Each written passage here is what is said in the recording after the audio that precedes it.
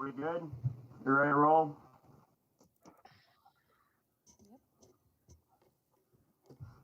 I think Bob, are we streaming? I believe we're set.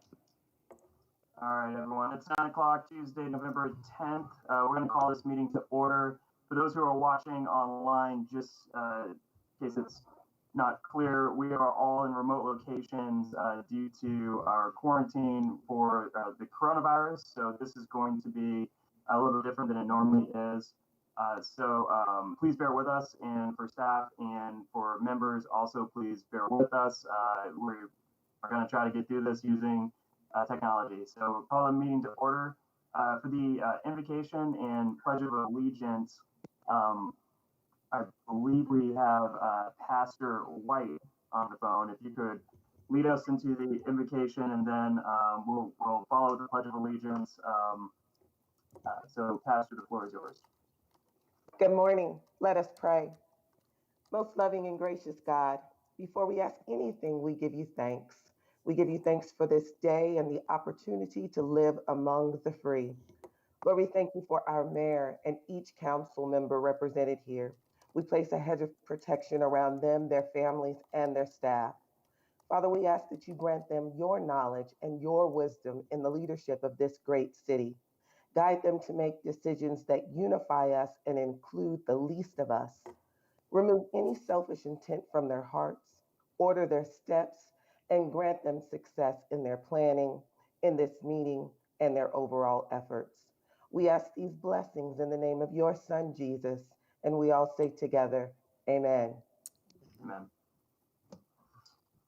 I pledge allegiance to the flag of the United States of America and to the republic for which it stands, one nation, under God, indivisible, with liberty and justice for all. All right, we're going to get into the approval of the minutes of the regular meeting for November 3rd, 2020, as every member had a chance to review the minutes. And is there any discussion on the minutes?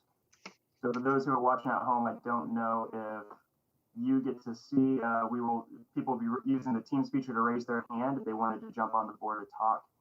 I see no hands. So with that, I will make a motion that we accept the minutes. Second. Motion has been made and seconded by the Vice Mayor.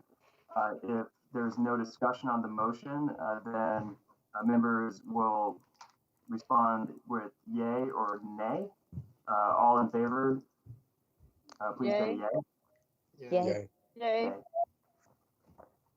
Is there any nays? The motion does pass anonymously.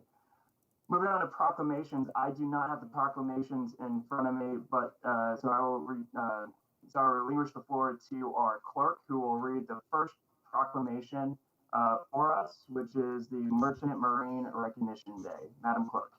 Mayor, I do not have the actual proclamations. I have the name of the three proclamations that I can just announce, if that works for you. That will work. Okay. The first one is Merchant Marine Recognition Day. The second one is National Adoption Month. And the third one is Mark Arts Day. Excellent.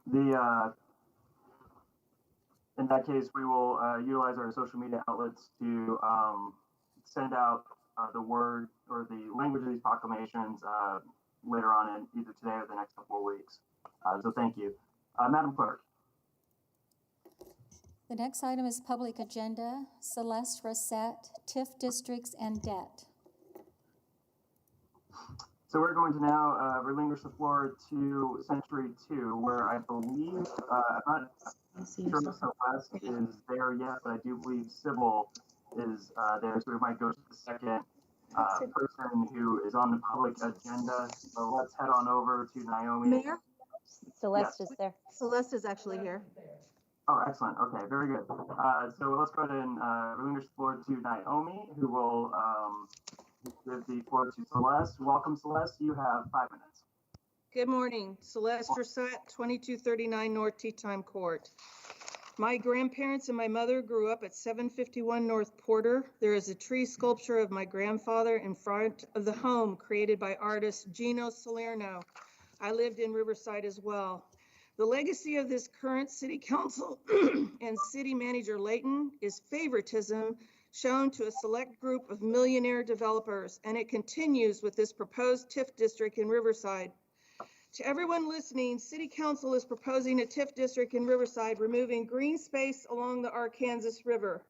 Green space we taxpayers used to own. City Hall has given the land to developers Jerry Jones and Dave Burke. These millionaire developers are planning to pack 40 homes into 7 acres, each house on a lot of only 5,000 square feet, so there will be less than 7 feet between the homes. Double car garages will add 80 cars to traffic in this area.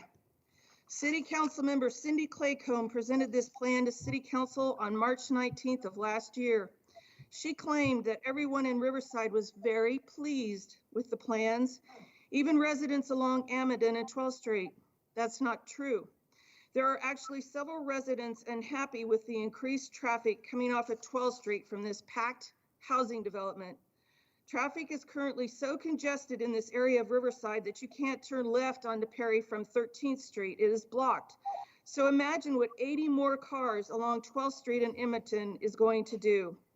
Riverside residents felt pressured into accepting this development as a done deal. You will hear from some of them today. They are speaking up and asking you not to accept this proposed TIF district. Listen to them. And why is City Council member Claycomb allowed to push this development for her neighbor, Dave Burke? She attended neighborhood meetings with him and had him go with her to talk with Riverside residents. They share the same address at 151 North Rock Island. Mayor Whipple, where is the ethics policy you said was forthcoming after your election last year?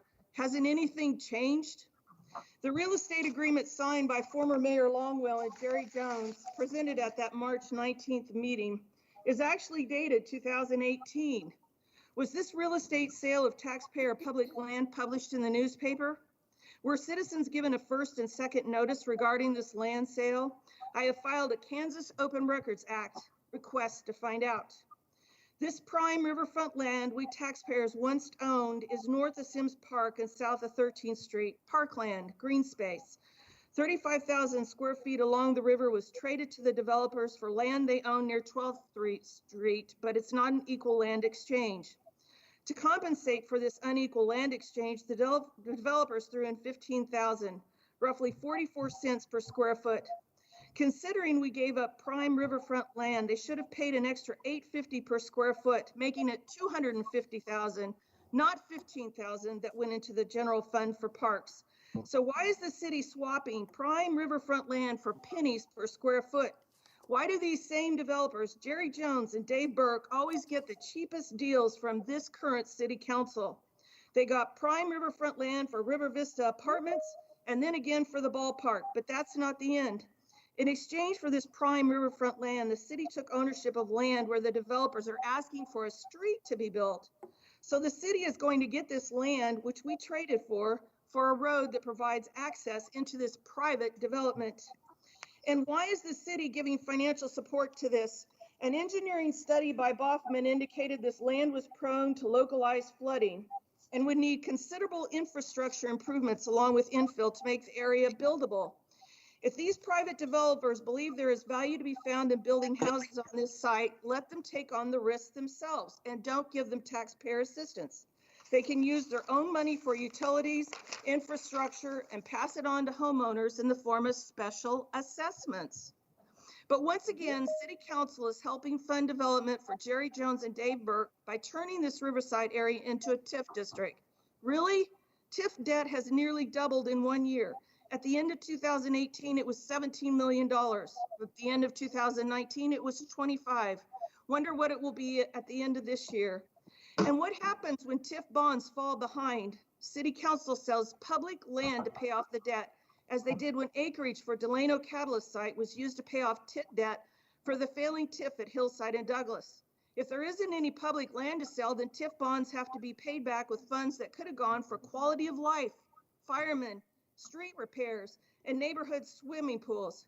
But before this riverside area could be turned into development, the Metropolitan Area Planning Commission had to label it a zero lot line development, which means the houses are so close together, there is only 7 feet between one side of a house to another. And the lots themselves are only 5,000 square feet. 40 homes packed in with double car garages and 80 cars driving in and out of 13th and Perry, where you can't even turn left because the traffic's so bad there already. Then these same developers were allowed to hire a company to do a blight assessment of the area, a Kansas City firm hired by Jones and Burke, who said there was deteriorating structures. The report said there was inadequate street layout. Well, what would you expect if it's green space and no longer a hospital on the site? They said there were unsafe conditions due to localized flooding. Flooding occurs in College Hill along Bleckley Street, so is that going to be the city's next TIF district? Flooding also occurs in West Wichita in the Reflection Ridge neighborhood. So will that become a TIF district next, Fry, Councilman? Building on land with a lower elevation along the Arkansas River seems to invite problems. But if the developers want to build there, then let them. I was informed your time's up. Can you wrap up your thought? I have a closing thought. This particular city council is coming to an end with 3 of you coming up for re-election next year. Clendenden, you need to resign immediately. Once again, you are showing favoritism for developers who don't need taxpayer help. What are you working for, private developers or Wichita citizens? Mayor Whipple, get started on that ethics policy. Thank you. All right. Thank you. Why?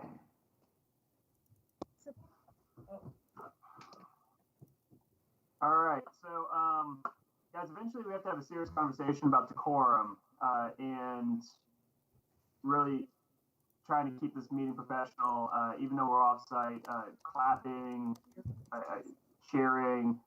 I get it, but we got to bring it back into in the proper decorum where once we are back in the same room, I mean, obviously we can't be having that type of stuff. So please try to keep, I guess, emotions a little more reserved. And I want to do better of getting us back to our proper decorum.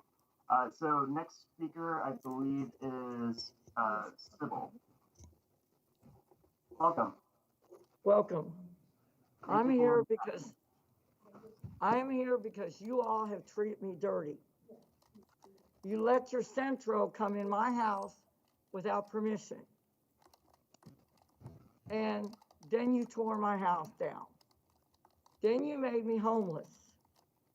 And I have been there for the community. I have been there volunteering my services to schools, teaching them how to read, write, and do other stuff. I have worked on the election board, 1984 to 2007. Underhandedly, you went into my house, not you, but her, Claiborne, or whatever her name is. Underhandedly, you went and put my house on the screen. I asked for help. When I asked the Mennonite Housing to help me, they didn't come through. But they were doing a house on the corner where a teenagers trashed it. And then I was told to go to a devastation apartment called Mount Carmel Apartments, where there was bed bugs and violent stuff going on. And I want to know, how would you like it if I went to your house and destroyed your life? I mean, I didn't like being homeless. It was a terrible thing. My friends like Jack Kellogg, Hatman Jack, and Bud wanted to know where I was. But I had to tell them I was homeless. You don't use your compassion. You go after the people that are fighting you. I mean, I have been there for the taxpayers. You go to the businesses, the big businesses, and you ask them to give you handouts. And I am very offended by that. And that's for that Riverside deal. You shouldn't be taxing those people, giving them tips. You know, you don't understand how hard it was on me. I had been through heck. Claiborne was supposed to be my helper, but I couldn't get her to help me. I had to get Brandon Johnson. Why? Because Brandon Johnson was the one that cared. I told him, I said, they came on my property, the Central, and the deceased neighbor told me about it. Do you understand what that does to people? That emotionally scars them. I want to know why I was treated so badly. Why? I've been there for the community. I've done things for the community. Like I said, I've done on Franklin Elementary, we did fundraisers. We did movie nights. We did chili suppers. I even went out in the cold air, in the blizzard, doing safety patrol. But I was treated like you should not be in the community. And you know what happened? I actually went to Hutchinson because I was treated better. This has got to stop. You got to quit judging people because we have rights too. We voted you in, we can vote you out. Thank you. Thank you, Sybil, for being here. I believe that concludes the two people who signed up for public agenda. Madam Clerk. Consent agenda items 1 through 21. Has every member had a chance to review the consent agenda items? And if so, is there anybody who would like to speak to the consent agenda? As I scroll through, I see no hands. Therefore, I will make a motion to accept the consent agenda as presented. Is there a second? Second. Motion has been made and seconded by the Vice Mayor. If there's no discussion on the motion, members will respond with a yay for affirmative and a nay for a no vote. All in favor, please say aye. Aye. Aye. All opposed, same sign. It seems that the ayes have it. The ayes do have it anonymously. Madam Clerk. Report of Board of Bids and Contracts dated November 9th, 2020.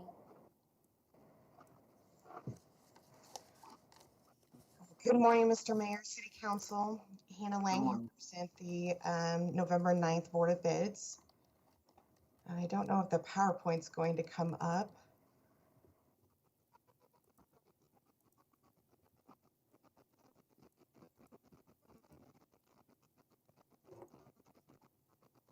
Randy or Tyler, do we have that PowerPoint?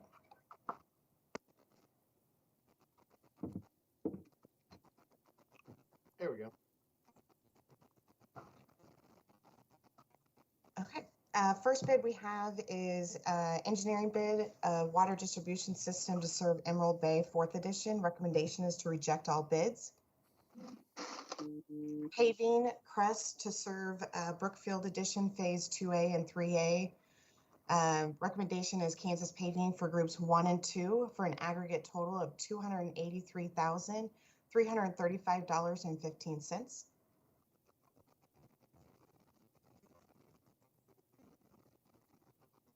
Paving Delaware to serve Valencia edition, a rebid. Dollinger & Sons Construction for $185,634.80. Furniture for Linwood, Linwood Library. Encompass Corporation for line items 1 through 35 for $127,657. And Color Art of Kansas for line items 36 through 37 for $855.75. This is the current purchasing procurement website, as well as our current open request for proposals. That is all of the Board of Bids recommendations. With that, I'll stand for any questions. Are there questions of staff? The discussion on this item. scrolling through, I see no hands. Obviously, if there's discussion on these items and you didn't use the hand feature, please just speak up. We'll recognize you. Where there's no discussion or questions, then I will make the motion and take staff's recommended action to receive and file the report, approve the contracts, and authorize the necessary signatures. Is there a second? Second. Second has been made by the vice mayor. If there's no discussion on the motion, then all in favor, please respond with aye. All opposed, nay. All in favor, aye. Aye. Aye. Aye. All opposed, same sign. The ayes have it, and the motion passes unanimously. Madam Clerk. Public hearing considering an adoption of project plan for the Riverside Infrastructure Project.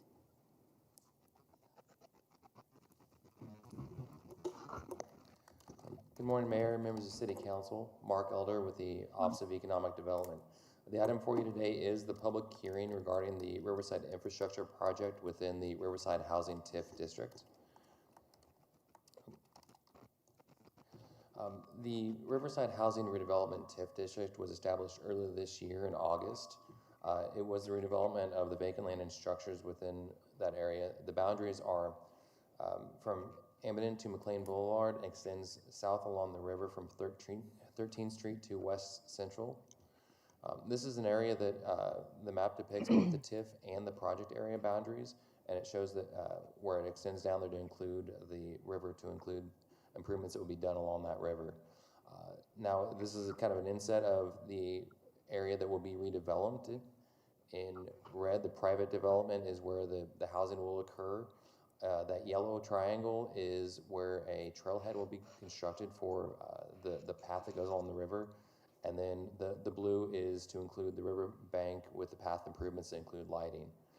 The overall project is 90 acres, but with that, the development for the homes is approximately 7 to 8 acres. The remaining area includes those rivers paths and the trailhead. This project does include the construction of up to 40 homes within that area, but also has infrastructure that supports that development. And we also will have that riverbank and river path improvements in the trailhead for the path just on the north side of that development.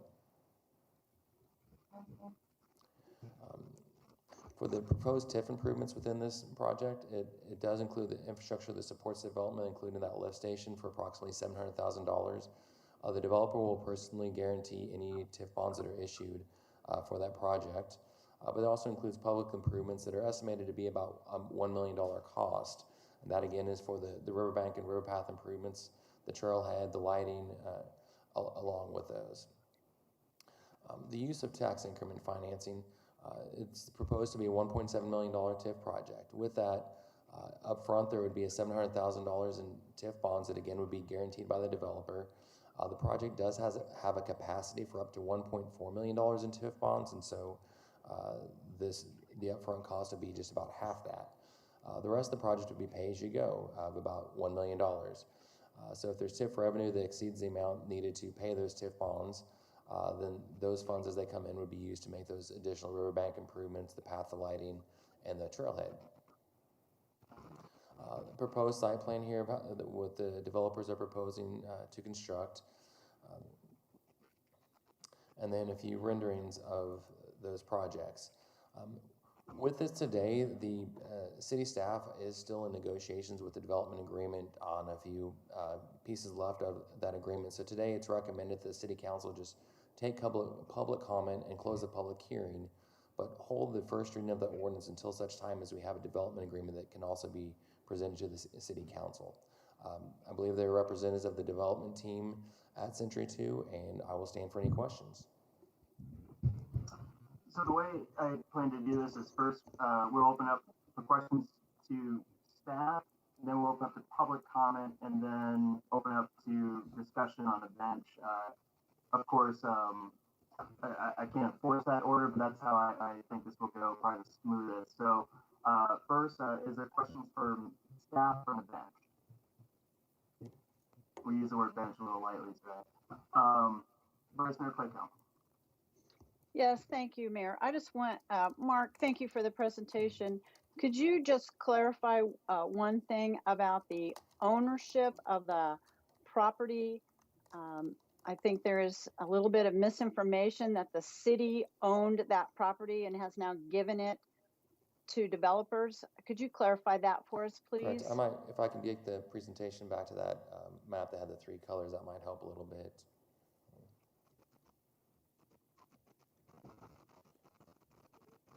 The developer acquired the majority of that land in the red. I think where the question comes in, it's very difficult to see on this, but there's a line here. The city sold a small parcel to the developer in exchange with also this triangle up on the north. So this large area here was all acquired privately by the developer and was not ever sold to the developer by the city. Thank you. Is there other questions for staff from members of the body at this time?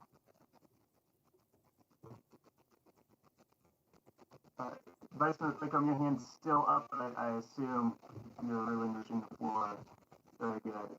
So we will then recognize staff over at Century 2, as I believe there are folks there who would like to engage in public discussion on this.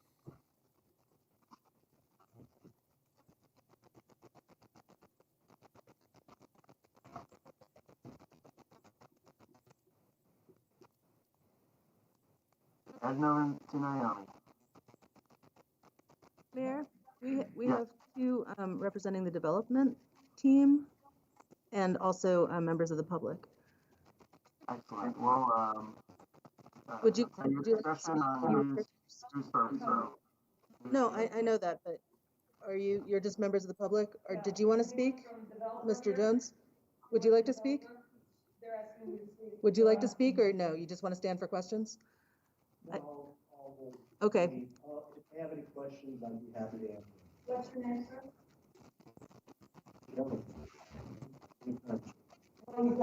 Public speakers? Public speakers? Public, yep. I'll go first. Okay. All right, so just for the public speakers, just so you guys know, I don't have the time clock in front of me, so please be mindful of your timer. So everyone gets 5 minutes, and we don't want to be speaking take advantage of other people's time. So please be mindful of your timer. I'm going to try to keep everyone focused, but again, I don't have the timer in front of me. Is he ready? Yes. All right, Celeste Reset, 2239 North Teton Court. I want to clear up a misconception about this land swap. I actually have a map and a survey of the land that was swapped. And the land that we owned as taxpayers, the city of Wichita, is the prime riverfront land right along the river right here that we gave up and gave to Jerry Jones and Dave Burke and Riverside 11 LLC. Prime riverfront land right there on the map that we got $15,000 for. And if you price it according to actual prime riverfront land, we should have gotten at least $200,000 in that land swap. What they gave us was a section up here where they want a road into their development. So the land the city got is inside this development where there will be a road.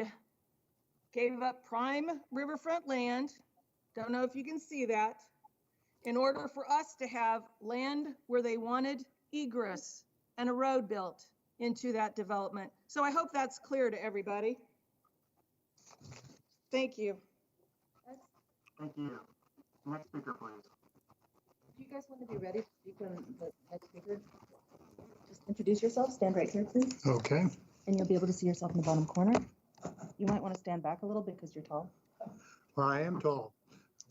Mr. Mayor, good morning, council members. Carl Peter John, for the record, former county commissioner. And let me reassure you, I want to reassure the mayor and the council in my presentation today that I'm not here to talk about the city suing citizens for exercising their First Amendment rights or violating the Kansas Constitution's provision that all political power is inherent in the people. I'm here to talk about this TIF subsidy district proposal that's before you. We had many TIF subsidy districts come before the county commission in the 8 years I had the privilege of serving the citizens of Sedgwick County as a commissioner.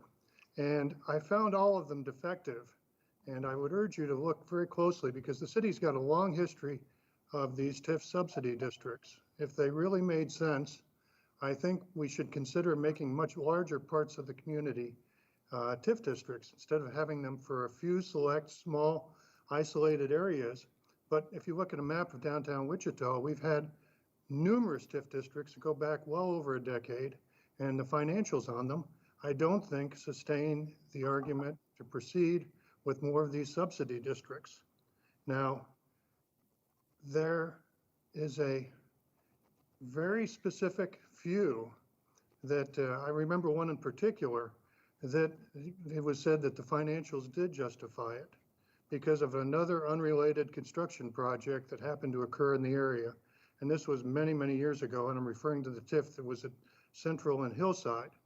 But if you look at all the others, I would urge you to look at the financials for each and every one of these before you proceed.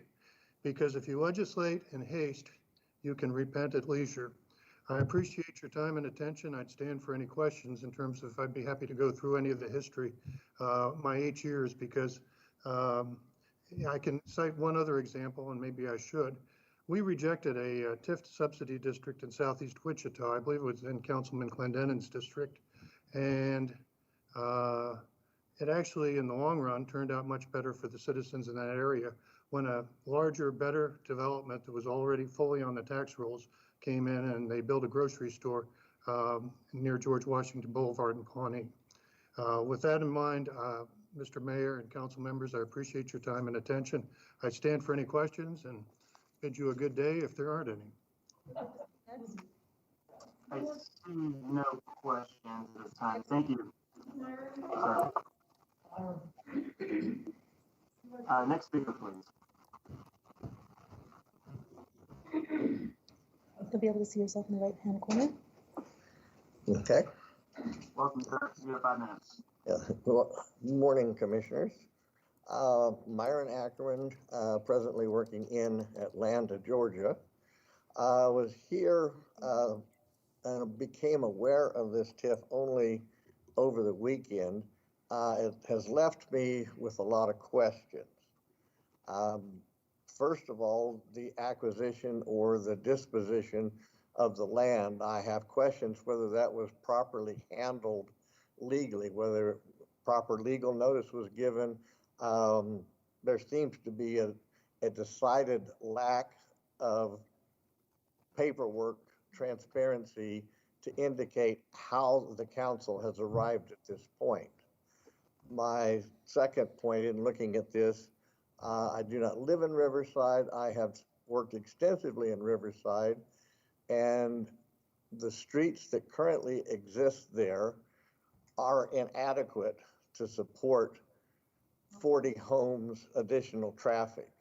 I would venture to say people from the neighborhood would say that the streets they currently have are narrower than they would like. And yet you're not going to widen those streets, but then put that much traffic over the existing streets. I think, honestly, there are so many questions. There's an open records request that has not yet been answered. I'm very much concerned that you're moving ahead without proper notifications, without legal procedures being followed. And I think I really find it difficult to believe, from my experiences with people living in that area, they would not want this development. You're going to put houses so close to the legal minimum apart, which is going to decrease the value of the home on market value. And there's a serious question to me whether this will end up being low-income housing rather than housing that is consistent with large family homes that currently exist. I really don't doubt that you have any questions for me. I'm looking forward to getting the answers as to this being properly handled. My experience has been that the legal department does not always follow the strict guidelines of state rule regulation. And so before you take any action that would commit any money, you need to have the legal department review the entire process to see if it's been handled correctly. That would be all I have to say is just that it looks like it's been rushed through. Looks like it's been handled sloppily. That's just an appearance. Until you answer the open records request and clarify that you have done things according to state statute, I would strongly suggest that you not move ahead with this. Thank you. Just almost a point of personal privilege. I was just text messaged and told, oh, this isn't to you, so this is just to the body, that my signal is coming in and out. If I am to, for some reason, lose a signal, please give me 5 minutes. I will come in on my other device. So I just wanted everyone to know that I might Oh, problem. So I don't think you'd have any questions. Next speaker, please. Okay.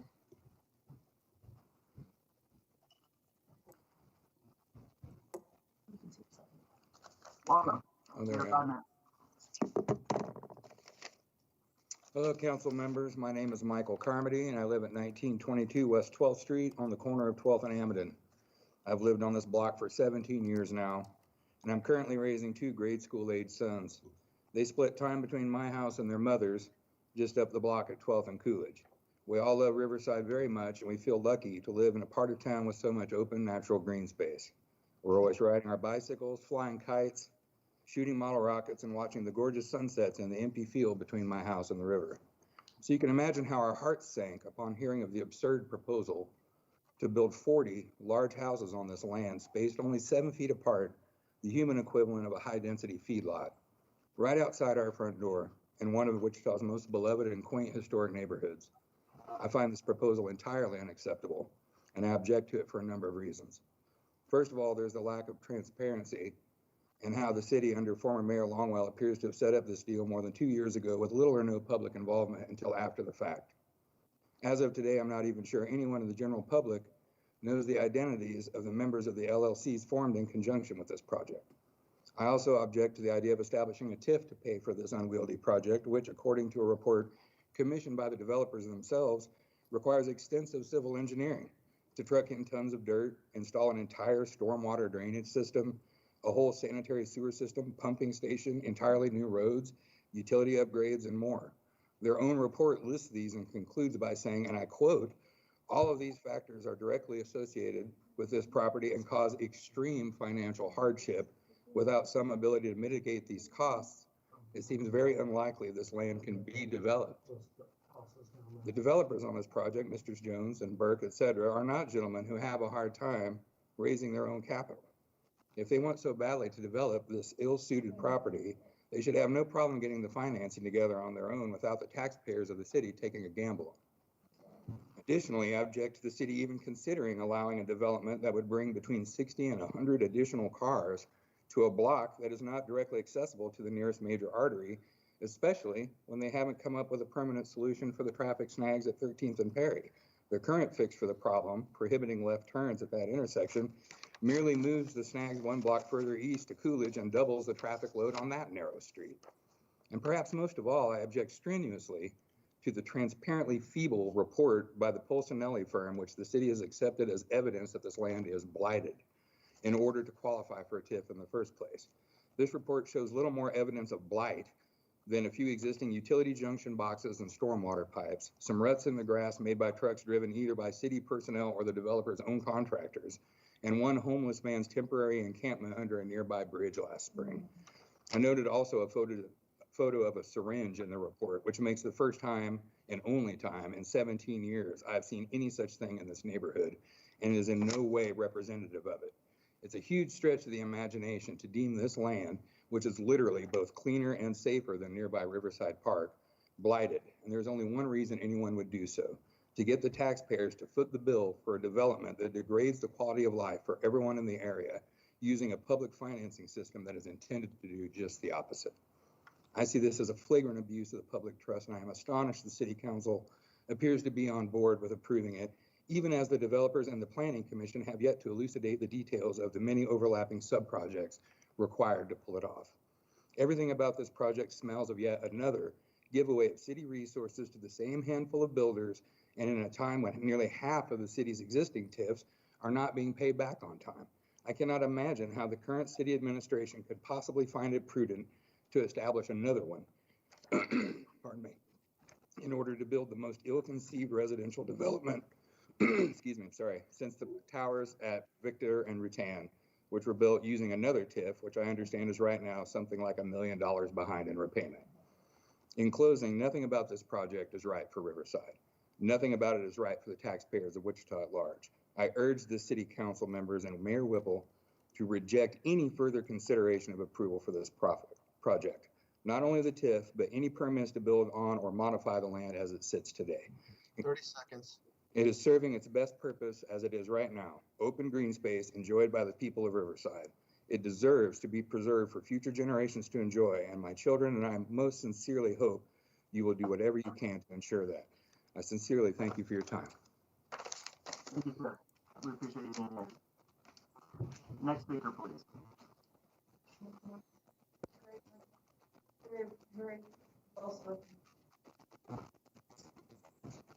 Stand right here. You'll be able to see yourself in the bottom right corner. Welcome. Introduce yourself. Good morning. My name is Dustin Arbuckle. I live at 1225 North Coolidge in Riverside. I've been a resident of the neighborhood for about 10 of the last 13 years. I moved away from Riverside for a few years and then pretty much couldn't wait to come back. It's my favorite neighborhood in town. And as Mr. Carmody already mentioned, I think one of the best things about it is the amount of open green space in the neighborhood. Some of the other speakers have already laid out a number of concerns with issues with TIFs, how this is being funded with taxpayer money, any number of these things. I personally have to admit that I can't speak in a terribly educated manner to these particular issues, as I'm fairly new to actually knowing about this situation. But I'm simply here as a resident of the neighborhood to echo the concerns of the loss of this green space. I know personally in my time in the neighborhood, it's a place that you do see people out there flying kites with their kids, throwing the football around, doing things like that. It's an area where I ride my bike along the bike path. It is a very nice, open, community, multi-purpose green space. I would have no issues with there being some sort of improvements made to it as a community green space. But the idea of putting 40 houses, cramming 40 houses onto this amount of space, for me as a resident of the neighborhood, is something that I'm highly concerned with. I am concerned with the additional amount of traffic that we are going to see in the neighborhood, which, as has already been noted, is congested. Living on my street on Coolidge is definitely something that I see as an issue. I can personally tell you from when I'm trying to take my son to preschool in the morning or come home in the afternoon, it can definitely be a pain to get in and out of the neighborhood already. And if we're going to add this much additional traffic, this many additional people living in the area, I see that as being a problem because we don't have the infrastructure for it. These are really my main concerns. I'm also definitely concerned with the noise pollution and the additional traffic from construction vehicles coming into the area over the amount of time that it would take to build this development. That's, I know, something that most of us in the neighborhood would not be crazy about. That's pretty much all I have to say about this. I want to thank the mayor and the city council for your time and thank everyone here who came out to do your civic duty today. Thank you all very much. Peace and love to all of you. Thank you. Next speaker, please.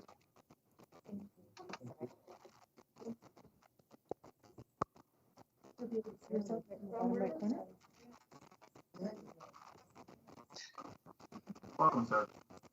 You have 5 minutes. Hello, my name is Alan Trineri. I'm the member at large of the North Riverside Neighborhood Association. And I so vehemently oppose doing this in my neighborhood. It's just, it speaks of greed.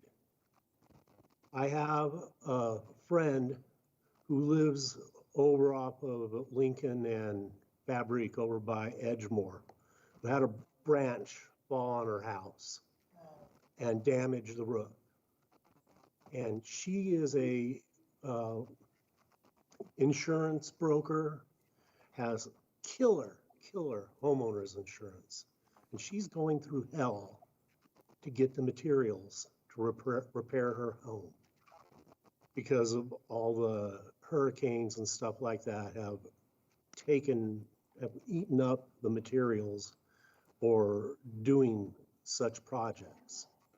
It is ridiculous, thoroughly ridiculous to think about the amount of materials that will go to put in these shoehorned in houses. I mean, you could probably open up your window and touch the house next door by the picture that I saw about this project. It's like, oh, we're gonna make them 2 stories, 3 stories, put in an underground parking garage. Hey, there's all kinds of creative ways that we could get this done.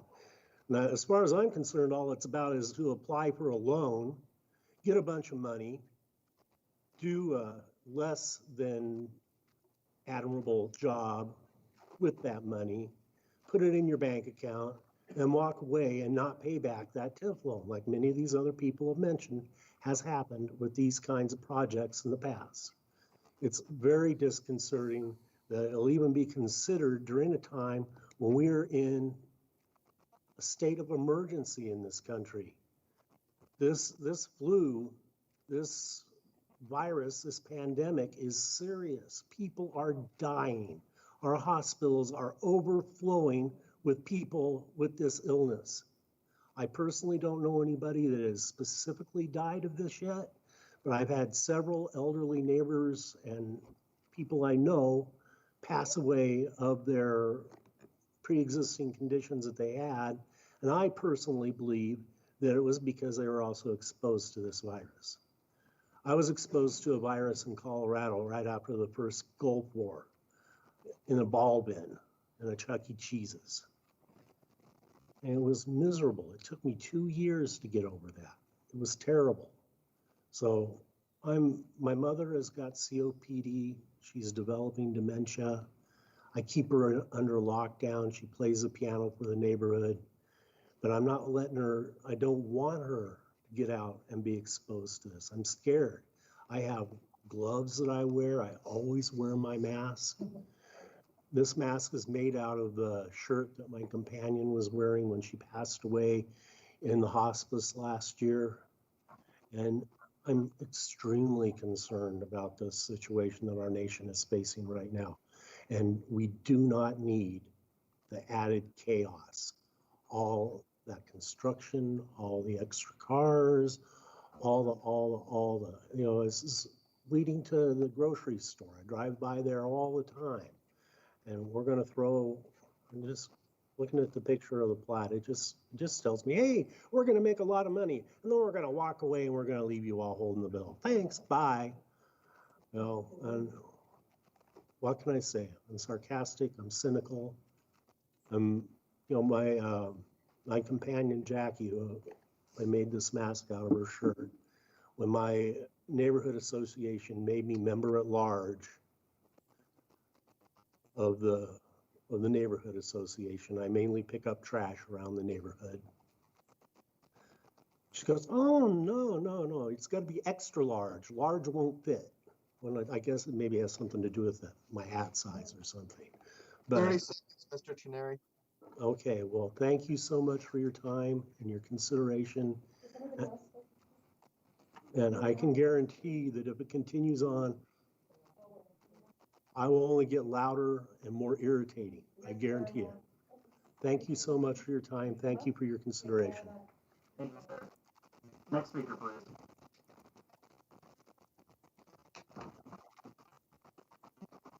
You'll see yourself in the bottom corner. Do it. You'll see yourself in the bottom corner, but they'll be able to hear you, okay? Welcome. You have 5 minutes. Good morning, City Councilor, and good morning, neighbors. My name is Caroline Baldwin. I live at 1920 West 12th Street. I have a view of the area in question. It's lovely at this time. I'd like to keep it that way. I will echo what many of my neighbors have said in my distaste for this project. The idea that it would hijack the charm of the neighborhood for your projects is outrageous. These little houses, they're cute, but they're not Riverside. It would be detrimental to the charm of Riverside. And again, I will say it's outrageous to think that you can hijack the charm of our neighborhood, because if those houses go in, that charm goes way down. Another thing is the lighting on the path, which is nice, except that they're starry nights. I go out on that field and I watch the space shuttle. The light pollution is kind of bad as it is, but it's not so bad to see the space shuttle. And I've introduced children and neighbors who haven't seen it, and they're just awestruck. This is a beautiful space, and I cringe at the idea of traffic, infill dirt going in through with big trucks that are going to spew out diesel fuel in a time when, you know, this would take a long time. When I have my windows open, I want that fresh air. I'm an old person and I want to take care of my health, especially this time. Like the gentleman before me, and his concern are all of our concerns about this virus, this vicious virus. A city council member came to my door a few years ago wanting a vote, and I thought that person was very charming. But come to find out, when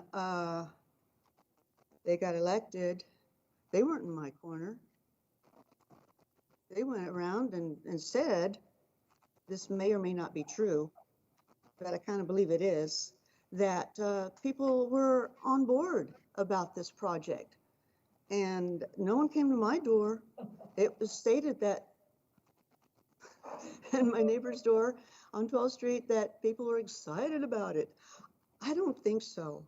I see another neighbor here on 12th Street, and are you excited about it? No. So this time, you know, what you gonna make? $12 million? You probably got 50 times that much, or even 1 times that much. Come on, give us a break. Develop the area, a nice park, or extend the golf course. Show some kindness for change instead of this capitalism that's just tearing us down. Thank you. Thank you. Natalie, is that it for speakers at this point, at this moment? Sybil would like to add her comments as well, so. Okay. Same drill. Yep. My name is Sybil Strum, and I reside at 326 North Walnut. I forgot to tell you that. I don't think you should mess up Riverside. It's a landmark. It's historical. Just like you messed up my house. And then you brought in Delano, you brought in apartments, and now we can't even sleep because the dump trucks come in and they mess up the area. You got to learn. Leave people's neighborhoods alone. You have, not you actually, but the commissioners, city commissioners, went in, tried to make our neighborhood a business area because of Joe's Car Wash, Taco Tico, Dollar General. But me and my friend sent a petition to you all. We said, you can't do that. But I guess you can, because you took my historical land. You took a landmark, historical landmark. It was a 1910 home. You went and took it without permission. So maybe I should call the police on you for that. But we're going to go back to the Riverside area. It's a nice area. I took my kids to the park. I took them to the Riverside Cafe. And if you do that, like you did us on Delano, Claiborne, I think, used to be our commissioner, you're going to have people irritated with you. They're going to come at you and say, we want you out of this deal. We want, you know, they voted for you. And like I said, they could vote you out. You don't understand. You're taking on the taxpayers. You want him, whoever, Jerry Jones, the guy over there, he should have to pay for the construction. Stop taking from the taxpayers. The bank is closed. Thank you. Thank you. Are there other folks who want to speak to this agenda item? No, but Mr. Jones is here if council has any questions for him. Noted. Thank you. We will go ahead and bring discussion back to the bench, and we will open it up to council members who would like to discuss this topic. Councilmember Fry has his hand up. Thank you. So I heard a lot of comments during the public portion of this, and I think it's important that we just explain some things. We probably won't be able to understand it for the folks, but at least we can explain it to them. First off, this is not public land. I heard many times multi-purpose public green space. This was privately owned property that had an abandoned hospital on it that this group has torn down and prepared it for this next phase. It was never public land. So let's just make that clear. It's their right to do this if this is what they want to do. Secondly, TIFs, if you don't know how they work, it's pretty simple. There is no new tax dollars put on the public. It is the incremental value of the property as it increases in value is captured to use for this project. Third, there's a personal guarantee on this TIF by the developer group. So if it doesn't meet the performer, they have to cover it. No cost to the taxpayers. Fourth, the process I heard quite a few times about, are we handling this properly?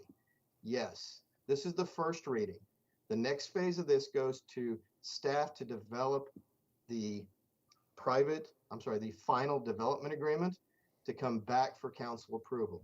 So this is the public hearing. There's opportunity to continue to weigh in, to continue to do due diligence, to find out everything that's going on with it, make sure that we're crossing all of our T's and dotting all of our I's.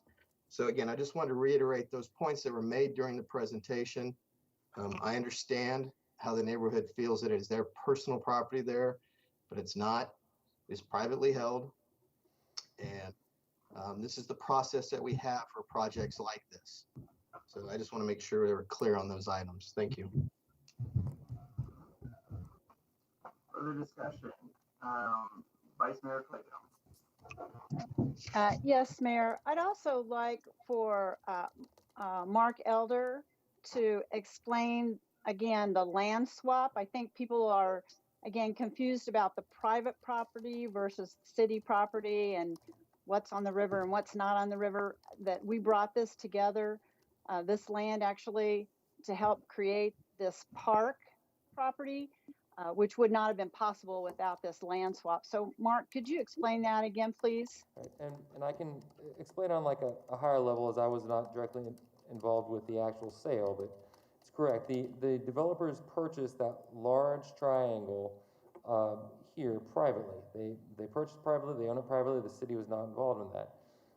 My understanding, they approached either the city's property management or the park department to discuss swapping that land to allow for a better, cleaner development for their project.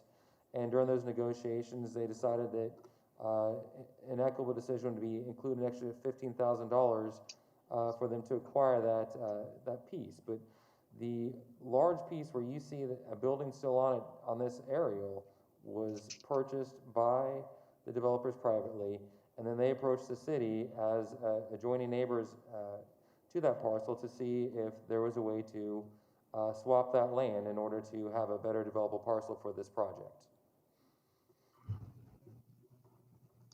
And it also allowed then us to have a better developable parcel for a city park. Correct. It allows us on that north end there, an area that's has a lot more of a, I guess, squared up into it to develop a trailhead to where when folks are using that river path, they can now, exit off and rest and use that as a park there. Thank you.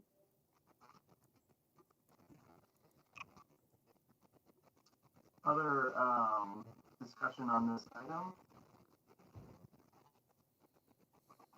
See no hands, therefore I will give the floor to the Vice Mayor as it is her district. Thank you, Mayor. I'm glad we were able to clear up some of the misinformation today. This housing project of single-family homes will provide improvements to a neighborhood trailhead city park and to the adjacent river path. And the cost of these improvements, as we have pointed out, will be funded by incremental property taxes generated by this specific housing addition. So it does not raise tax rates on any of the surrounding properties. There are no financial costs for the surrounding neighborhood. And the City of Wichita Park Department will engage the neighborhood to gather input on the desired park amenities at that trailhead park. Over the years, I have received numerous complaints about this property prior to the proposed development. And I think people maybe forget about that because the building has been torn down for a while now and those complaints have gone away. But from the prior use of the property, I used to get complaints about traffic. I get complaints about stickers in the grass, making that property and the city park right now unusable for recreation. And I know people have talked about blight today, but I have received numerous complaints again over the years about the trash, about the graffiti when the building was still there, about break-ins, and about camping on that property. I do want to thank the Riverside neighborhood for their involvement with the builders and to the builders for listening to the neighborhood's concerns. There is no requirement for this type of engagement with the neighborhood on a project like this, but the builders attended numerous meetings and gathered neighborhood feedback. There were at least 7 neighborhood meetings focused on this housing project, and the meetings focused on preventing overdevelopment of this property. As a result of the feedback, the builders changed their concept from for-rent duplexes and a potential apartment tower to for-sale single-family homes. Nonetheless, I think that people ought to know that if the property is not developed with these single-family homes, someone else could purchase the property from these owners, and they could build an apartment complex. They could put a wireless communication facility on the property. They could put an asphalt plant or other commercial or industrial uses on this property with no zoning changes. So this use of single-family homes protects this neighborhood from more aggressive or more industrial uses. So with that, I move that the City Council close the public hearing and hold the first reading of the ordinance until such time as a development agreement has been finally negotiated and presented to City Council. Is there a second to the motion? I'll second. Motion was made by the Vice Mayor and seconded by Councilmember Fry. Any discussion on said motion? See none. All those in favor, please respond by saying aye. Aye. Aye. I am voting nay. I have some reservations on this, and I'd like to learn a little more before I vote yes on it. So I would like to be recorded as a nay. Is there anybody else who would like to be recorded as a nay? Motion then passes 6-1. Madam Clerk. Oh, excuse me, Mr. Councilmember Fry has his hand up. Yes, yes, sir. I just want to be clear. Are you voting on the nay of having the public hearing? Because I'm voting nay on the issue. You have a question of procedure. okay. I just want to be clear on what you're voting no on. So I'm voting no on the public hearing consideration of adoption of public plan for the Riverside Infrastructure Project in District 6. okay, thank you. Councilmember Tuttle. I just wanted for the record to clarify and make sure that the clerk caught it. You said that it was a 6-1 vote, and Councilmember Clendenin is not with us today, so I think it's 5-1. Am I correct? I just want to make sure for the record. Yes, no, that's correct. Every member who, I believe every member who is in attendance did vote yay. I am voting no, and you're right, there is one absent, so that is correct. Other questions of procedure this time? Seeing none, Madam Clerk. A20-05, public hearing to consider requests for de-annexation of a portion of West 37th Street North right-of-way and de-annexation of a portion of North Mays Road right-of-way. Good morning, Scott Wadle from the Planning Department. Joining me today is Gary Jansen from the Public Works Engineering Division.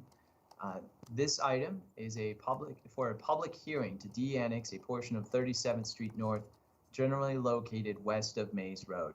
So here's the map showing it's the area in green on 37th Street. This action is coming to you today based on an agreement from 2015 between the City of Wichita, the City of Mays, and Sedgwick County.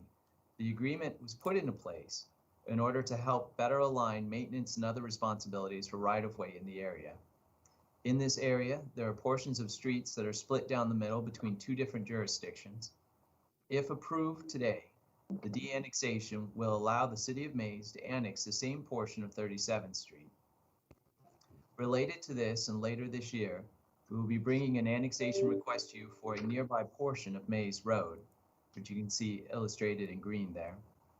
The recommended action was for the City Council to conduct the public hearing for the petition for de-annexation, to make appropriate findings, and to grant the petition. I'll stand for any questions.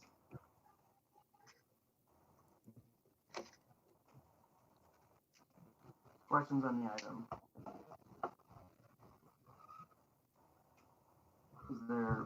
I don't think there's public comment on this item. I haven't been text, so no one's jumping on. So if there's no questions on this item, then I will make a motion to accept staff's recommended action to conduct the hearings on the petition for de-annexation, make appropriate findings, and either grant or deny the petition. Is there a second?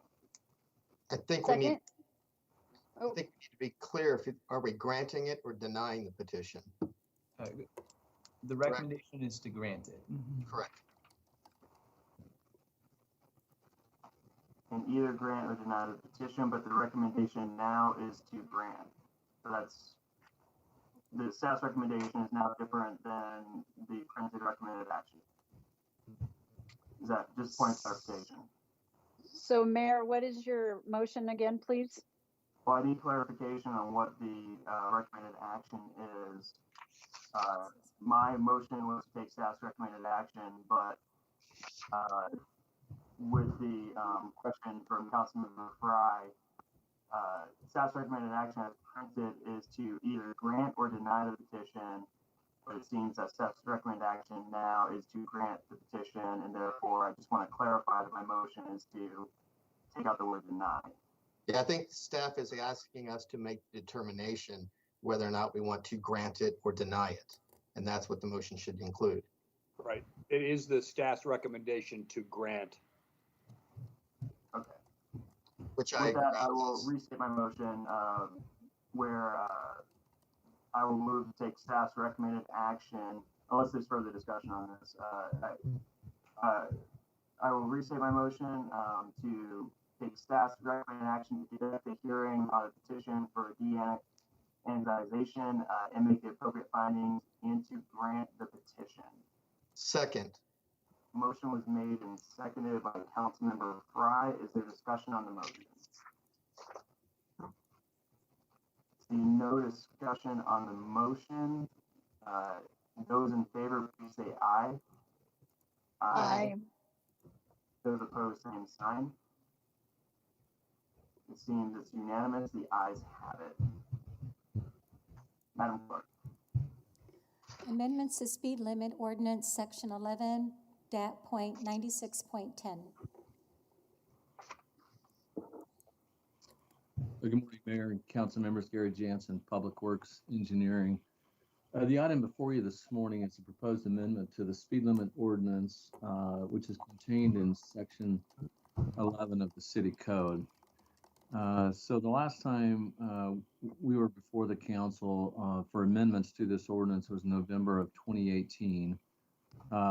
Per the city code in a different section, but still in Title 11, requires an engineering and traffic investigation to determine speed limits that are safe for operation of vehicles. So the maximum speed limits for safe operation then are designated in this specific section of the code, 1196.10.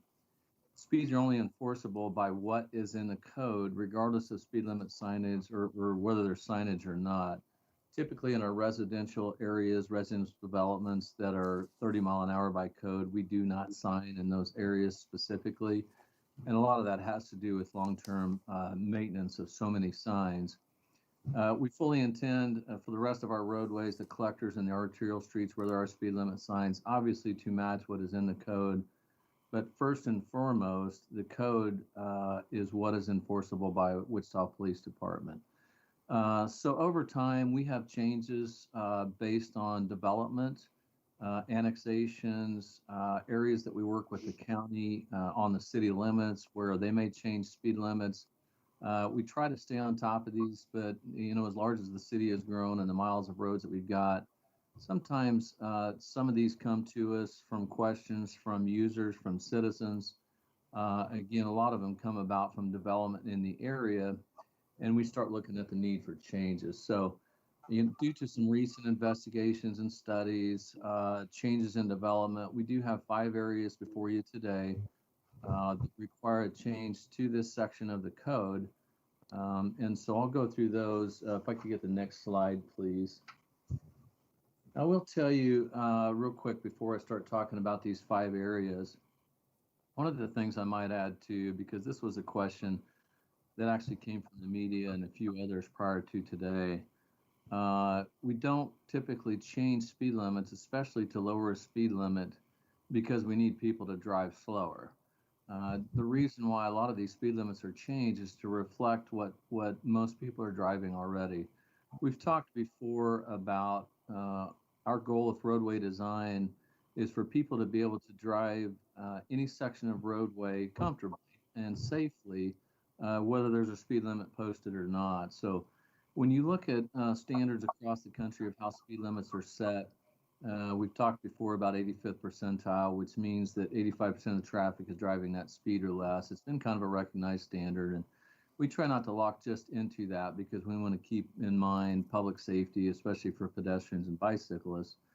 But what I always tell people is if you took all the speed limit signs down across the city, you would find that most people would be driving within the range of that speed limit that's in the ordinance because of the geometrics of the road, because of the features, whether it's got curb and gutter, whether it's got ditches. So a lot of what we're doing here today reflects what people are driving already, and we're not trying to just artificially slow people down. So with that, I'm going to move forward with these locations. The first one being on Douglas from Washington to Hillside. I know there's quite a bit on this map, but I'll walk you through this from left to right. The current speed limit west of Washington all the way to Seneca is 30 miles an hour, and then it picks up to 35 going east out and past Rock Road even. There's a lot of reasons here that we think it makes sense to lower the speed limit to 30 mile an hour, which is the proposal. And the things that we've been doing, looking at the Downtown Streets project, working with planning on that Scott Wadel's leading. When we had our open air ICT program kickoff. We worked with some of the businesses adjacent to East High School, which you can see just below where it says Douglas Avenue. It makes a lot of sense in this area to go to 30 mile an hour to extend that east from Washington.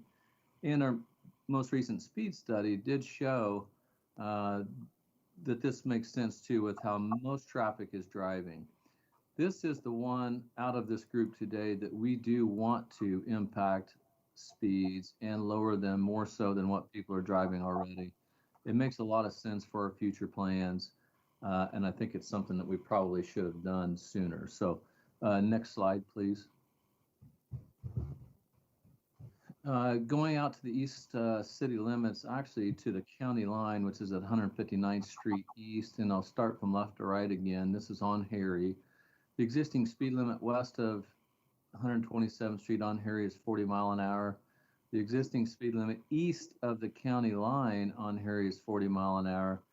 Right now, our posted speed limit and by ordinance is actually 55. This was probably in a section of the county at one time when that speed limit was set, and we just haven't caught back up to it. There's additional development happening. You can see a lot of it here on this aerial, and there's even more that's happened since then. We do have a speed study of the area that shows most traffic is driving in the range of 40 to 45 mile an hour. I'll just tell you anecdotally real quick. I spoke with a Channel 12 reporter yesterday about this item today. She actually got back to me and said when she was out driving in the area, she happened to look down and see that she was driving in the 40 to 45 range without even thinking about it because that's what felt comfortable. So it does reflect what most people are driving already. Next slide, please. Then going out west on Maple to the west city limits. West of here is unincorporated county, and then you get into Goddard is 45 miles an hour. Currently, then, when you get into the city limits, is 50. This one has got several that we need to change. But we want to change this section from the city limits to 151st Street to 45 mile an hour, and then at 151st Street, we would go to 40, which is currently reflected there east of Country View. This makes sense, and you'll see on the next one too that we've stepped the speed limit down, coming back into more densely populated and developed areas. And this is really a function of development and something that we needed to get changed. So next slide, please. This area you'll recognize adjacent to the baseball stadium on McLean, basically from Douglas or Maple to Douglas. You can see adjacent to the river there again in the baseball stadium. So as everybody's aware, we have made this a 2-lane road. It's a fairly narrow 2-lane. At the pedestrian crossing, we've built a speed table to make this a lot more pedestrian friendly and provide for a safer crossing between the stadium and the river and vice versa. So it really made sense. I think we have created a situation where the speeds are already slow. And in fact, I'm confident if we went out and did a speed study now, you'd see the average speeds even lower than 30. But by ordinance, right now, we don't have any streets in Wichita that are actually signed less than 30 mile an hour. So we think this makes sense here. This may continue north at some time, north of Douglas for now. We think this section makes the most sense to go to 30 mile an hour with still 35 on both sides. And then I've got one more, if you can go to the next slide. On North Ridge Road, K96 is running east and west there. North of K96 is in the county, is 45 mile an hour. South of 37th Street is 40 mile an hour. Right now, that gap in between us is at 50. Per the ordinance, there's considerable development going on in this area, and we think it makes sense to, again, step this down from 45 to 40 to reflect what's going on the rest of the corridor and to better match development. Next slide, please.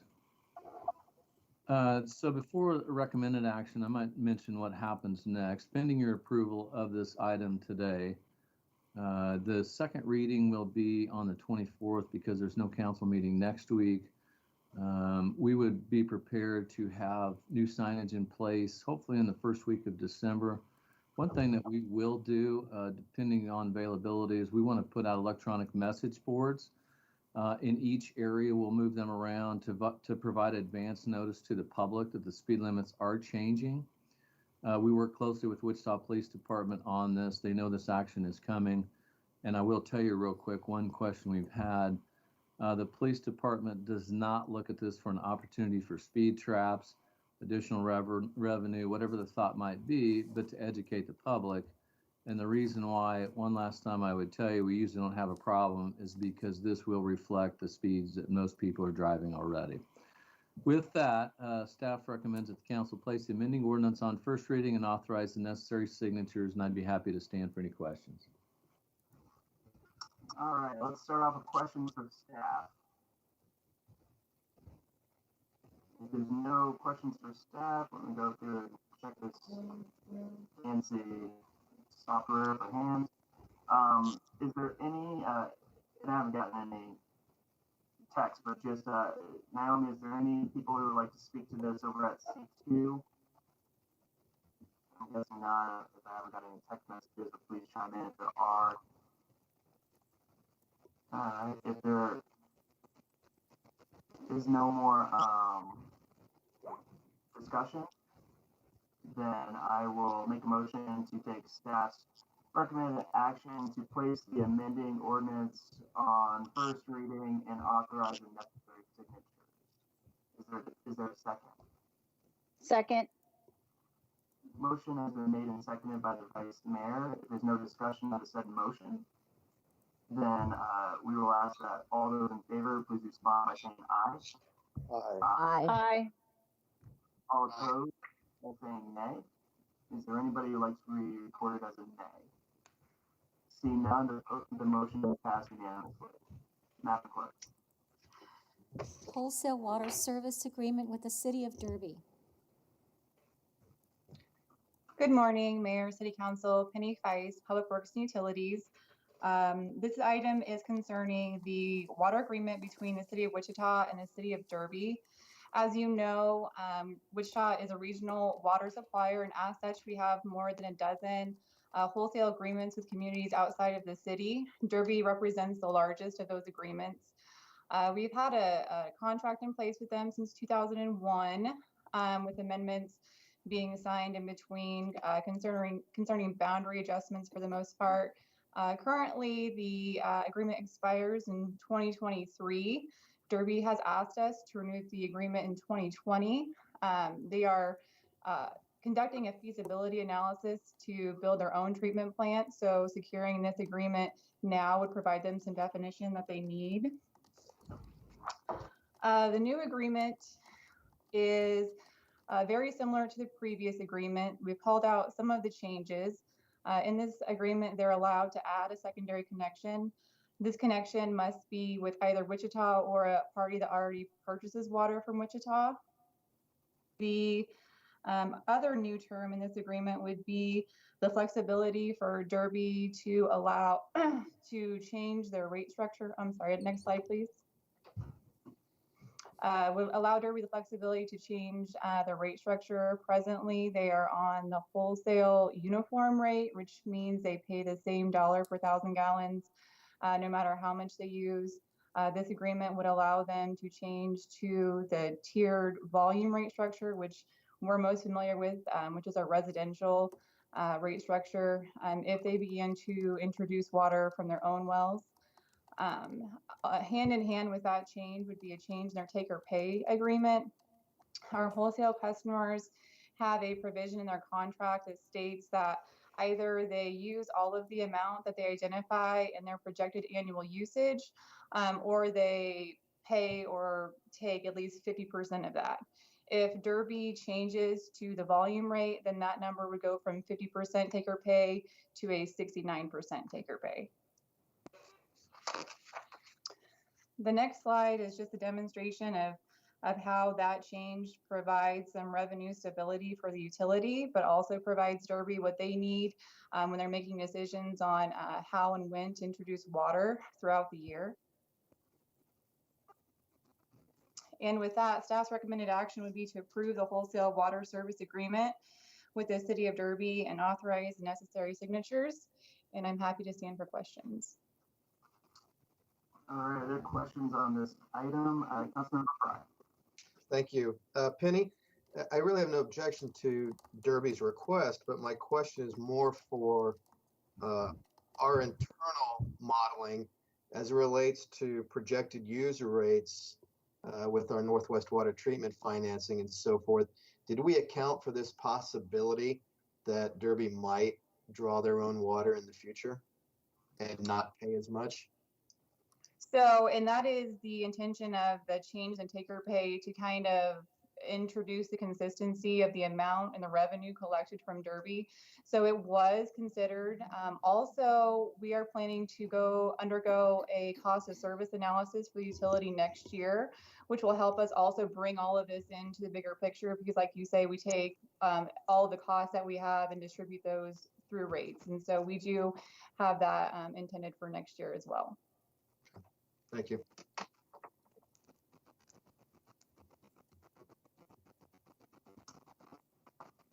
Other comments?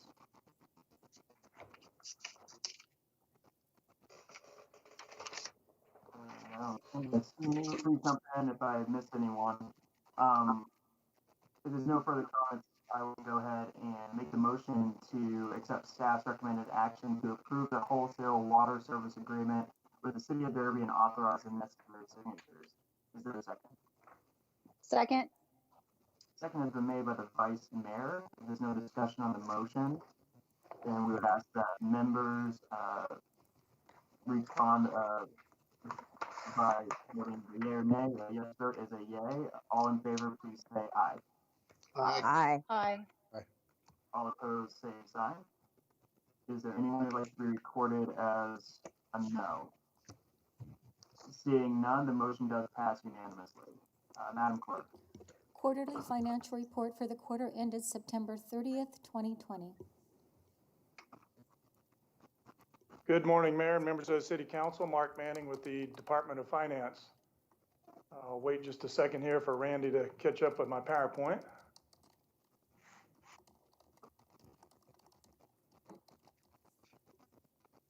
Today I'm going to present to you the third quarter 2020 financial report. The quarterly reports report unaudited financial activity, in this case through September 30th of 2020. What we'll do with that data is we'll compare it to what happened last year through the third quarter, and we'll also compare what's happened this year through 3 quarters to our revised budget. But the third quarter report also provides us an opportunity to project a year end and also to kind of look into the future. So we'll take today as an opportunity to do that. So today's presentation may be a little bit more expansive than previous quarterlies, but we'll take our data and we'll look to year end, and we'll look out to 2021, 2022, and see if there's any trends or anything that we need to be aware of. Next slide, Randy. So key points. The general fund is actually performing a little bit better than we expected, which is always a good thing. We're saving a little bit more in some areas with reduced activity than what we anticipated, and we're actually seeing a little bit less revenue erosion in some areas, less than we expected. As far as other funds, just a high-level overview of a couple. The Gulf Fund still has many, many challenges. However, I will report to you that the third quarter results were actually pretty positive, which is a good sign. Again, they still have many problems, but they did have a good third quarter. Transient guest tax revenues are down, and that is kind of concerning. We'll talk about that just real briefly in a second. And finally, I'll follow in with an update on CARES Act funding. Funding is forthcoming, and that's going to have a significant favorable impact on our ability to sustainably provide service delivery going forward. Next slide, Randy. So let's talk about Gulf real quick. You may recall that at the end of the second quarter, I reported to you that their unencumbered cash, I believe, was a negative $286,000, which of course is not good. I'm happy to report to you that as of the end of third quarter, their cash balance has changed, or their net position has changed considerably to a positive balance. Rounds were down through the third quarter, although I will remind you that we're comparing to the third quarter of last year, in which we had 5 courses open for the majority of the year. You can see expenditures were also down considerably more. Again, that's reflective of having 4 courses operating in 2020 versus 5 for most of 2019. So it was a very favorable quarter. However, I would caution you that golf certainly is not out of the woods. It's important that they maintain a significant net position. The fourth quarter we know will be a cash drain. We know the first quarter will be a cash drain. So it's critical that they have a positive net position in order to be sustainable. So it's important that we continue to maintain, I think, the spending discipline and the plans that we have for golf so that they can be okay. Next slide, Randy, please. So let's talk about the transient guest tax fund for a minute. Transient guest tax fund revenues, we projected that they would decline in the revised budget, and they are in fact down. In fact, they're down 17% through the third quarter compared to last year. That's about $700,000. However, transient guest tax revenues have a significant lag because the state of Kansas is actually our collection agent for these taxes, and they bundle them basically quarterly and distribute them to us. So there can be as much as a 4 transient guest tax revenues coming to the city. So maybe a better indication of where we are is the actual T-bid revenues, which the city collects, and we collect those on a monthly basis. Those revenues are down 42%. So what that tells me is that we should expect further and more significant decreases in transient guest tax revenues in the fourth quarter. Now, that's really important because we're going to use the transient guest tax for a funding source for culture and tourism related agency funding. And we have done that for several years. So any shortfalls in the transient guest tax fund could have a impact on the general fund down the road. So we definitely will keep an eye on transient guest tax fund. Okay, next slide, Randy. I'll just talk about debt briefly. We always have this slide in the quarterly, and I won't expand too much on it to save time today, other than to report to you that our debt at the end of the third quarter was about $977 million. That's down from where we were at the end of the second quarter, which I think we had mentioned to you would happen. That's because we made a lot of principal payments in the third quarter. We did issue some debt that'll hit the fourth quarter, but I would say that we would expect to end the year somewhere right around $1 billion, which is pretty much where we started the beginning of the year. Finally, I'll point out the blue slice there, the dark blue slice, which is GO at large debt. We always like to point out that that's the debt funded with property taxes primarily. That's about 6% or about $65 million of our debt portfolio, a relatively small amount. Next slide, Randy. I added this slide. Councilmember Johnson, I think, asked last week, Ms. Lang about our EBE and DBE spending when she reported the Board of Bids report. And his question was the 23% the highest we've ever seen? So I prepared this slide just real briefly to respond to his question. And this shows you that it was, in fact, his memory was very good. It was, in fact, the highest level that we've seen in the last 10 years. We take this program very seriously in the Department of Finance. It's an excellent way for us to expand the vendor base, which ultimately leads to lower prices for us and more opportunity in the community. So this is very encouraging for us to see, although I would caution you, as you can see from the chart, this ratio does bounce around a lot for a variety of reasons, but we did perform well during this quarter. By the way, there's more information on the website, more detail on this if anyone is interested. Okay, next slide, Randy. Okay, so let's jump into the general fund. I'll spend the rest of my presentation on the general fund. As I mentioned, sales tax is outperforming and police expenditures are over budget. We also have reduced activity levels, primarily in park and the city manager's office, and those are reduced expenditures. And also, I note that CARES Act funding for expenditures through December 31st will be important. Now, this slide you may recognize, but because this is basically the exact same slide that I showed you during the second quarter report. So I left it in here just as a reminder that everything that we told you in the second quarter is pretty much exactly true in the third quarter. And I'll expand on this in just a little bit. Next slide, Randy, please. So I mentioned one thing we like to do in a quarterly report is compare our activity this year to last year. So that's what this slide shows you. And you can see that generally speaking, we performed relatively consistently with last year. You can see last year we had a net margin of about 31 million through the third quarter, and this year we're at about 30 million. Although I'd also point out that you may recall our revised budget for 2020 forecasted a $1 million deficit. So this slide basically tells you that everything through the first three quarters was pretty consistent about what we would have expected. Please, Randy. But our job in the quarterly is to take the data through the third quarter and kind of project what we expect the fourth quarter to be. And then again, we'll expand on 2021, 2022. So when we take the data to date and project into the fourth quarter, we have to make a lot of assumptions, obviously. So these are some of the things that we've modeled in. We will be shifting our COVID direct expenditures to the general fund in the fourth quarter. You may recall that we've segregated those in a project account, but those will be hitting the general fund in the fourth quarter. We've seen a significant decrease in jail fees. We actually budgeted that, but they're decreasing greater than what we expected, and we expect that trend to continue. We do have a snow and ice contingency, $750,000.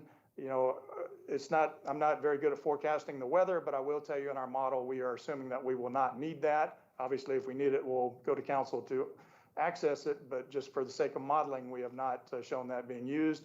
We're assuming the non-public safety hiring freeze will continue. And finally, we're assuming in the fourth quarter that we will implement the fleet and rate holidays that were included in the 2020 revised budget.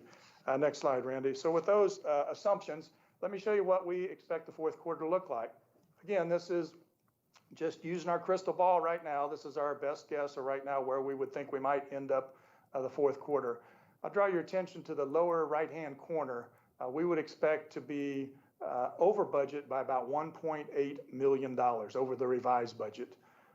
You can see the takeaway on this chart is, as I noted, most of our overexpending is going to be from the police department. Again, a lot of that dates to the summer. June, I think, was a particularly bad month for overtime for the police department. So that's not unexpected. In fact, it was expected. But you can also see, again, as I noted earlier, that Park and the city manager's office are underspending at a greater degree than what we expected. And that, we believe, is due to the closures on the recreation side in Park and cultural areas, including Century 2 on the city manager's office. Finally, everything else, which is roughly half our budget, is performing, reasonably close to what we expected. You can see the impact of some COVID related expenditures there. We'll spend by $1 million in that area. But the takeaway is that we believe we will exceed the revised budget by about $1.8 million. Next slide, Randy, please. So let's flip to the revenue side. So you remember during the revised budget process, we reduced our revenue estimate by about $13 million. And that was a very painful exercise and a very challenging exercise in forecasting. I will tell you today that we now believe that our revenues will be down only about $11.7 million. In other words, we are overperforming our estimate. That still means revenues are significantly down, though. But here's the really good news and probably the best takeaway from this presentation today. Sales tax is significantly outperforming our expectations. We flat out way overestimated the impact that the pandemic had on sales tax. Now, we weren't alone in this. If you saw the news there a couple of days ago, the state of Kansas made a very similar type of projection that we did. Of course, they have more expansive revenue streams, but they revised up their consensus revenue estimate significantly a couple, 3 days ago. I'd also point out that we worked with our partners at WSU when we developed the forecast. So the bottom line is we were way too conservative, but we certainly weren't alone in our assessment back in April. That's a really good thing that we are overperforming, and I'll get to that in our forecast in the out years a little bit later. Now, not necessarily related to COVID, but I wanted to mention to you, because you'll probably hear this in the future, franchise fees are going to underperform this year. That's a little concerning. Franchise fees are very difficult to forecast. They're based on many, many variables, the weather being one of them, and that's, of course, impossible for us to forecast accurately. But we're going to keep our eye on franchise fees because we think that the play there is probably a technology play, which is reducing consumption, and perhaps somewhat of a economic play that may be reducing consumption. I don't have the answers. All I'm telling you is that we are definitely keeping an eye on franchise fees for the future. Next slide, please, Randy. So what's our revenues look like? Lower right-hand corner, takeaway is we believe we will overperform the budget on the revenue side by about $1.4 million. Where's that coming from? It's coming from the top line, sales tax. We believe that we will collect $1.8 million more than what we projected in the revised budget. In other words, we had a big miss there, but it was on the plus side. Now, I will point out, though, that if we do, in fact, collect $30.4 million, that actually is a decrease from what we collected in 2019, a slight decrease. So sales tax will, in fact, be flat, probably, or a slight decline, but it's significantly better than what we thought was going to happen. We that interest earnings would drop. Recall last year we collected about 10 million. We revised down to about 4.5 million. I believe that we exceed that target by $1 million. That's good, but the longer term, the story is bad because interest earnings are dropping like a rock. So we will not overperform in the future, I'm pretty sure. Court fines was a little bit of a surprise to us.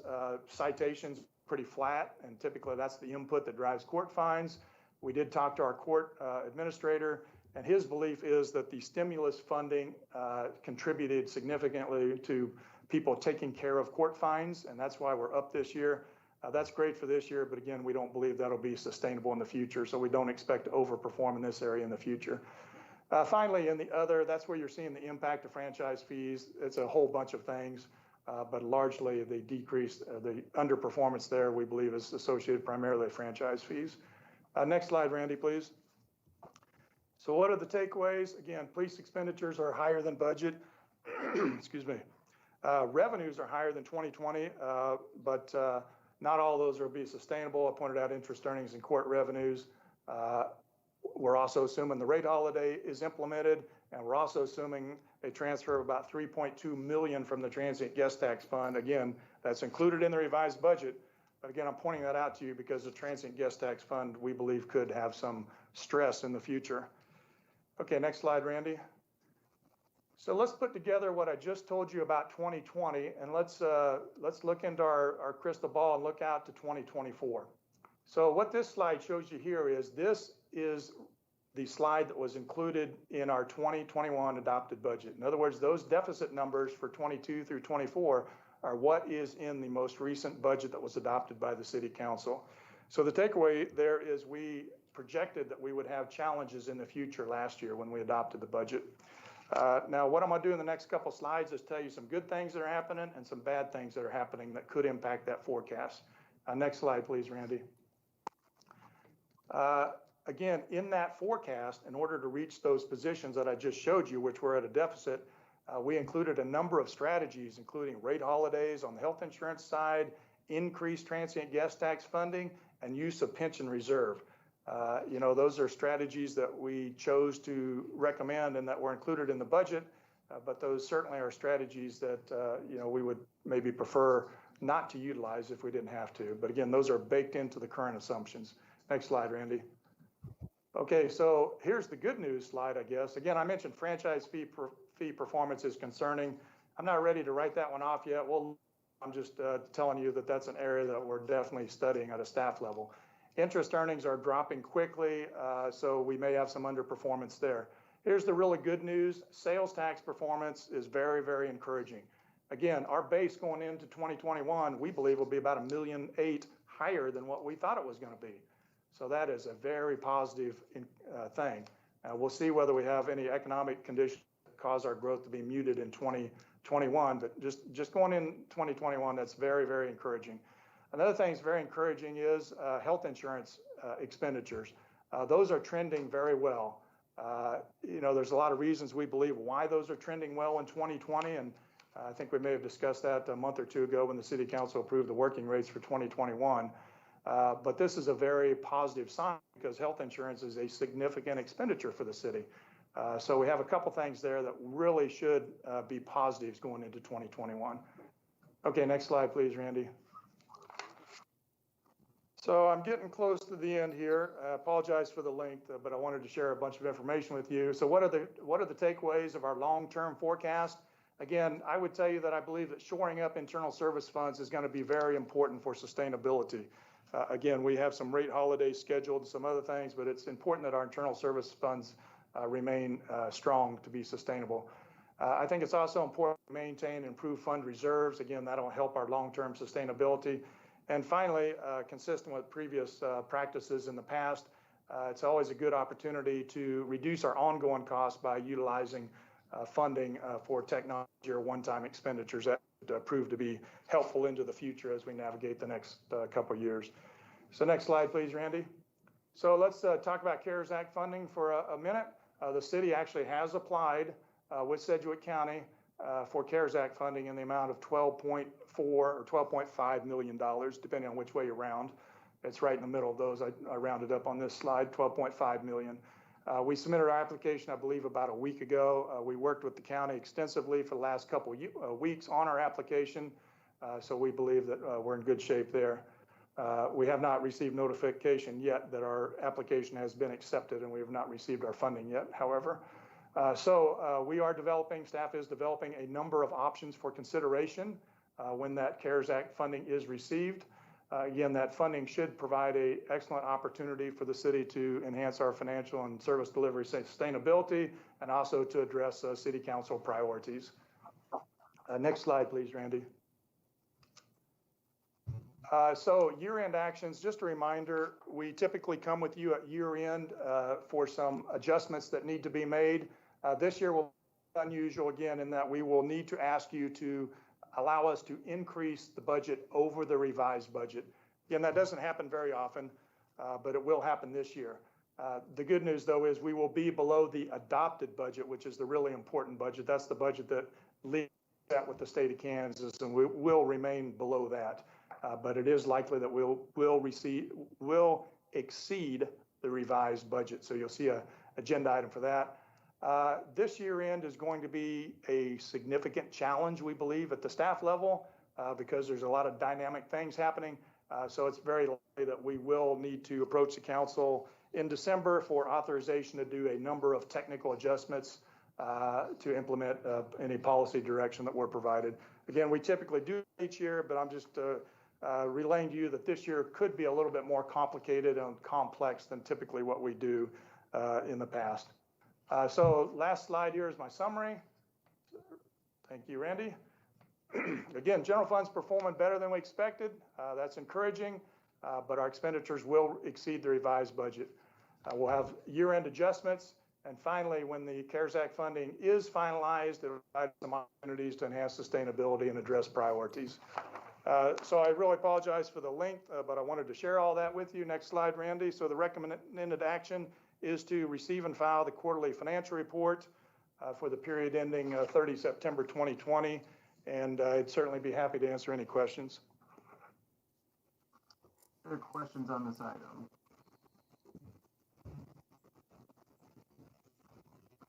Vice Mayor Clayton. Thank you, Mayor. I don't have any questions. I just want to say thank you, Mark. I think that no apologies needed for the length. I think this is really important information that we all need. And if we're going to miss a forecast, I guess I'd rather miss a forecast in revenue than expenses at this point. So thank you to you and your staff for this work, and appreciate the presentation today. Thank you. Other questions or comments on this? Mark, why do you think sales tax is overperforming? And is that and just like a secondary follow-up question, are we getting sales tax from Amazon? We have several theories on that, Mayor. Sales tax is difficult for us because the state has all the data and they don't share a lot of it with us for confidentiality reasons, but we have speculated a lot at the staff level. I think one thing that is helping us is our sales tax here in Kansas is very good, and that, you know, you may or may not think that's an appropriate policy, but it is helping us in this case. People are still buying groceries during the pandemic, which are subject to the sales tax and a variety of necessities. We also believe that there's a shift in consumer spending from items that typically are not taxable, which is primarily services and things of that nature, to more durable goods. People are building home offices, for example, that's taxable. People are not going to movie theaters, that is not taxable. So we believe there's a shift in consumption areas that are subject to the sales tax. So those are our two primary theories, but you know, the truth is I really can't answer your question with any certainty, but that's what we believe is happening. Okay, and also just want to ask a little bit about golf. You said that the Q3 revenues are up with golf. Some folks who are members of the golf community have heard that there might be some furloughs of golf employees and are worried if that's going to affect golf or the availability of them being able to access the golf facilities. And just wondering fiscal decisions if, if there were up in golf, if are they missing projections? Do you have any input on that? Mark, if I could, I'll jump in on this, all right. We have taken a look at the requests that came from members of the golf committee. And at this point, we are anticipating that we'll follow the model that was adopted this past year. And that is at least through the end of this year, we'll continue with the furloughs that are planned. Whether or not we'll need to continue those into 2021, don't know that yet. We need about $250,000 in fund balance in order for us to get through the early part of 2021 when the rounds are down. And we want to make sure we're in a good financial position to be able to cover those costs when we don't have enough revenue coming in. We do not want to get back into a deficit position, and the general fund is not in a position to be able to cover any deficits. So right now, we haven't changed the model, but we will continue to watch it closely as we move into the start of next year. So the model was designed with the anticipation that rounds would be down, that we'd be losing money. Now that we're making money, is there a risk of not allowing golf to produce more money if you pull back on employees, or golf still be able to move forward and hopefully still exceed expectations financially? If I understand the question, Mark's projections show that the reason we're in a surplus right now is because we controlled expenses. We saw a jump in revenues once we reopened the courses, but it's really the expenditure control that got us to this position financially. We anticipated, if I remember correctly, 4 weeks of furloughs. What I'm saying is that we would have 2 weeks of furloughs through the end of the year. We'll make a determination on the other 2 weeks after we get into 2021. Okay. Thank you. Appreciate that. Other questions or discussions on this item?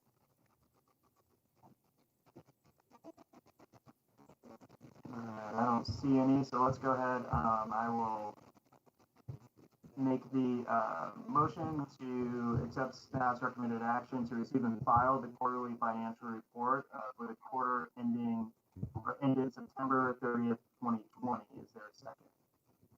Second. Motion has been made and seconded by Vice Mayor. No discussion on the motion. Those in favor, please respond by saying aye. Aye. Aye. Aye. Aye. Those opposed, please respond by saying nay. Is there anybody who would like to be listed as a no? Seeing none, with that, the motion does pass unanimously. Madam Clerk. Ordinance amending section 2.4.35 pertaining to signing the city documents. Good morning, Mayor and City Council members. This is Tim Goodpasture with the City's Office of Economic Development. The item before you is an ordinance amending the city code regarding signatures on certain financial and legal documents. The city code establishes the process for approval of city documents and for who may sign in what succession.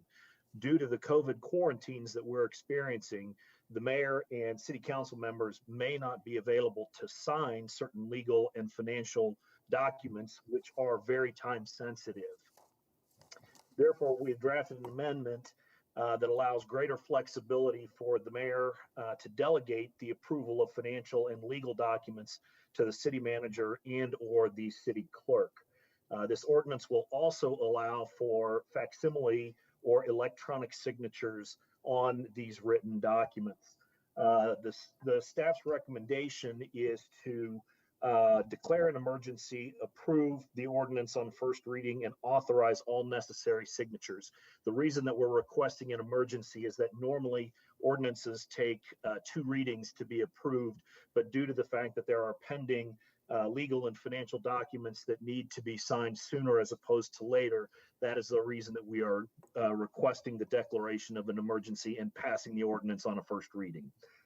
Sharon Dickgraf from the city's law department can answer any legal questions, and I would be happy to answer any questions as well. Councilmember Bluebog.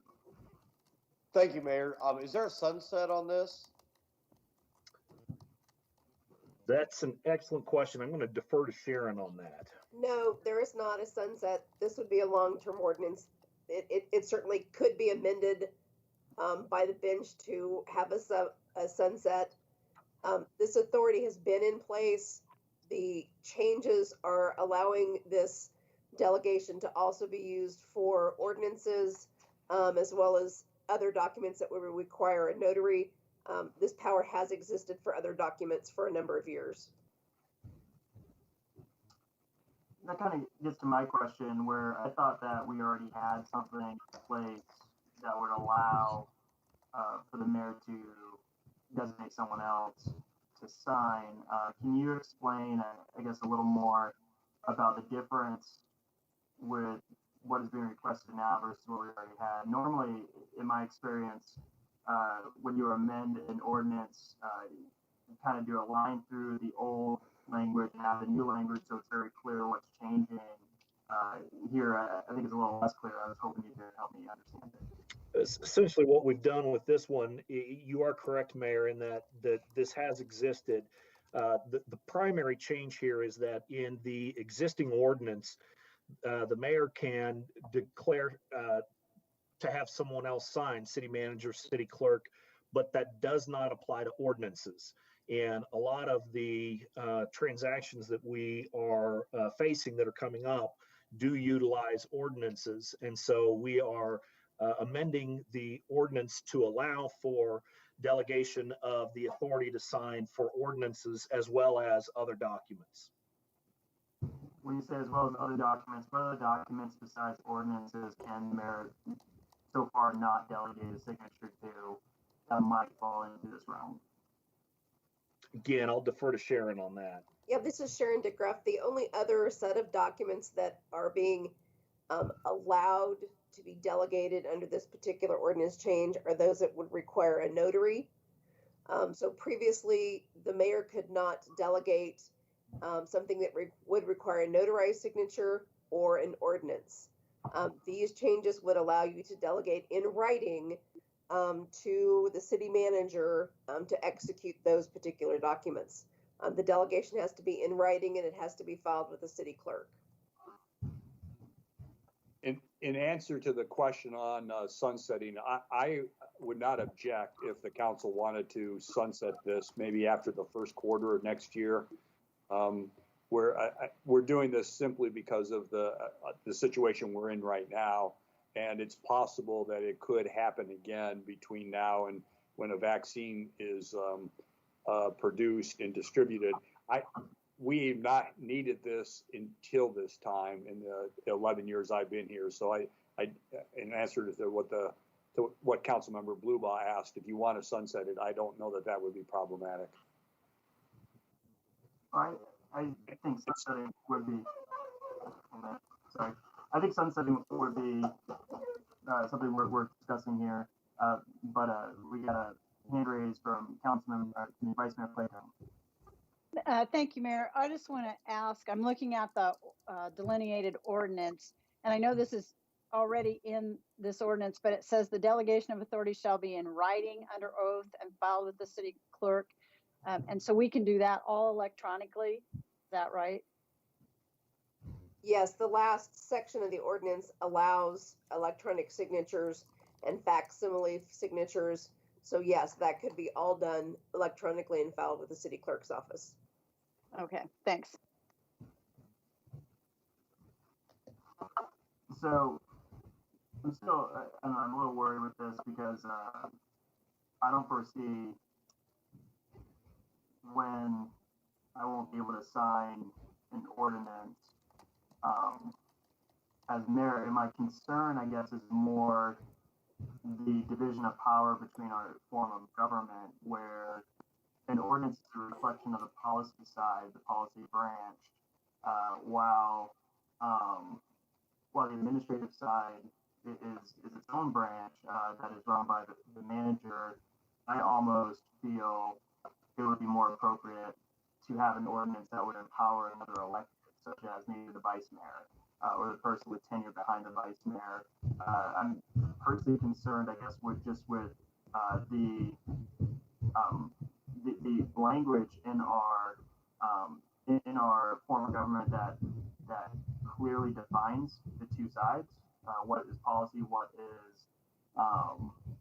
is administrative? And here, ordinances are a result of the policy side, but they would be signed and enacted under the head of the administrative side. So I guess the academic part of my brain is little concerned with, I guess, that aspect of it. I get the practicality of it, but I'd be interested in a more depth legal opinion on that, and also maybe being able to look at this further.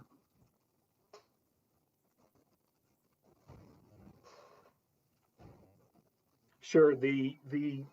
Currently the vice mayor can also sign documents. We used to actually, former Mayor Brewer was a former employee of Spirit and therefore considered signing bond documents a conflict of interest. And so we always had the vice mayor sign bond documents related to Spirit Aerosystems because of that concern about a conflict of interest.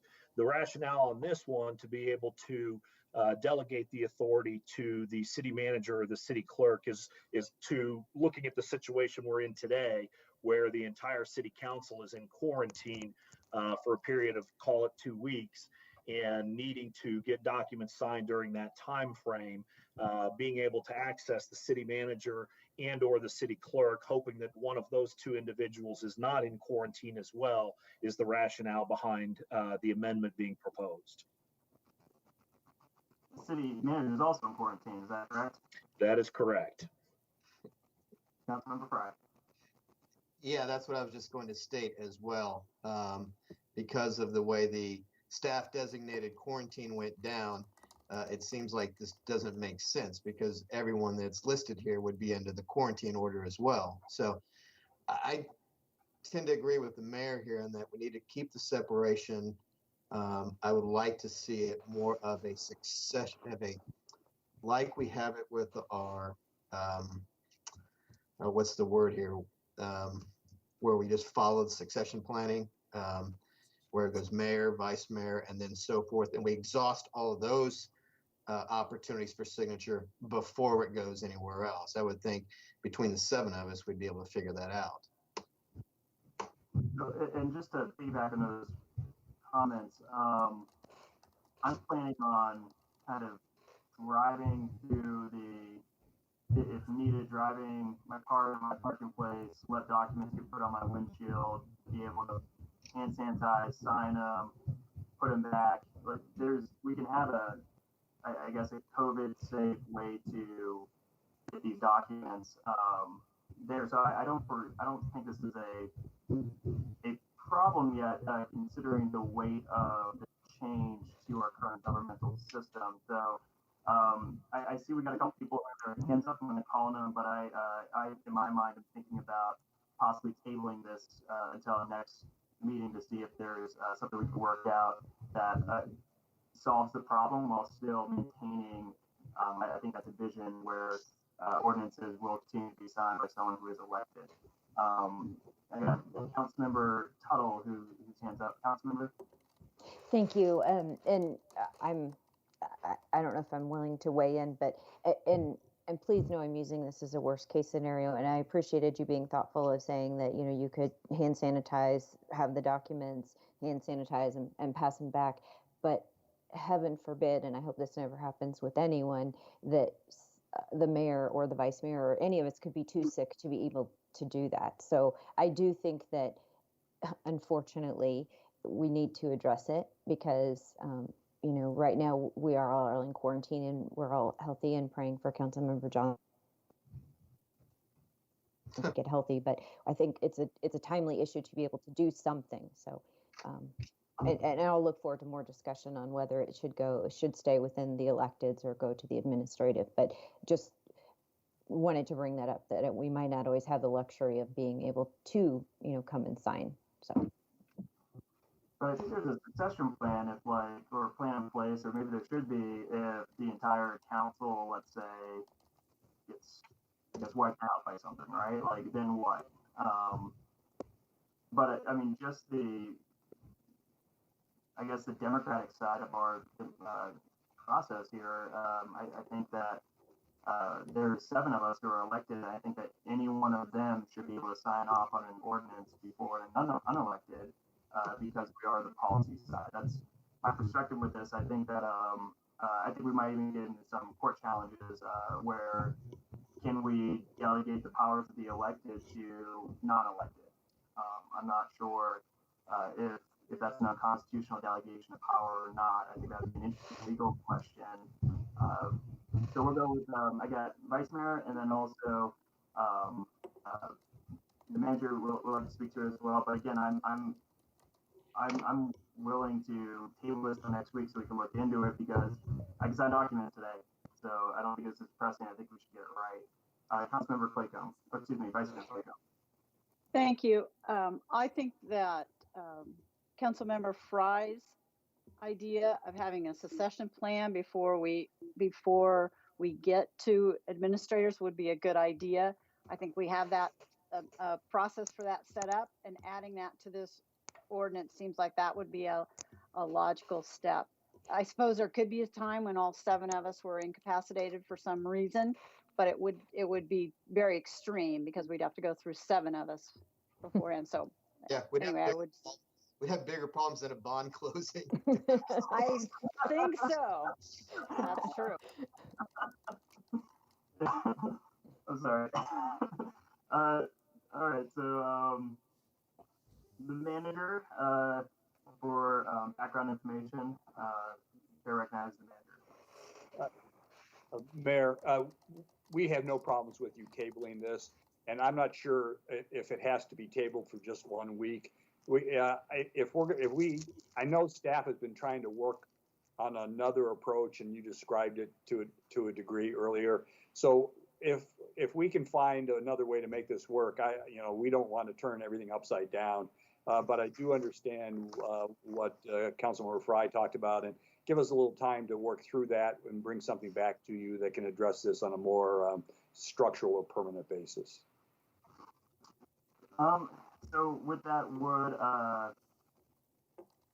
and perhaps this is illegal, would a better motion be to send the resolution back to staff, or would it be to table? You could either table this indefinitely, or to be honest with you, you could reject it, and then we can bring something back at a later date. Okay. I guess we could table this one if it came back with a new ordinance that would work too. It's just with tabling, you have to vote to bring it back up. So, but if we're going to rework this and tabling it at that point, then it doesn't die if it's rejected in case, people change minds. I'm just thinking out loud process here. Let me go ahead and make a motion to table, and we'll see if there's a second.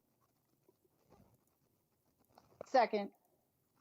Motion has been made and seconded by the vice mayor to table this, with the understanding that we will have another proposal that might rival this one, but this one will still stay alive because it is on the table still. It's just we won't be taking it up today. We will table this with a second. If this passes, all in favor, please respond by saying aye. Aye. Aye.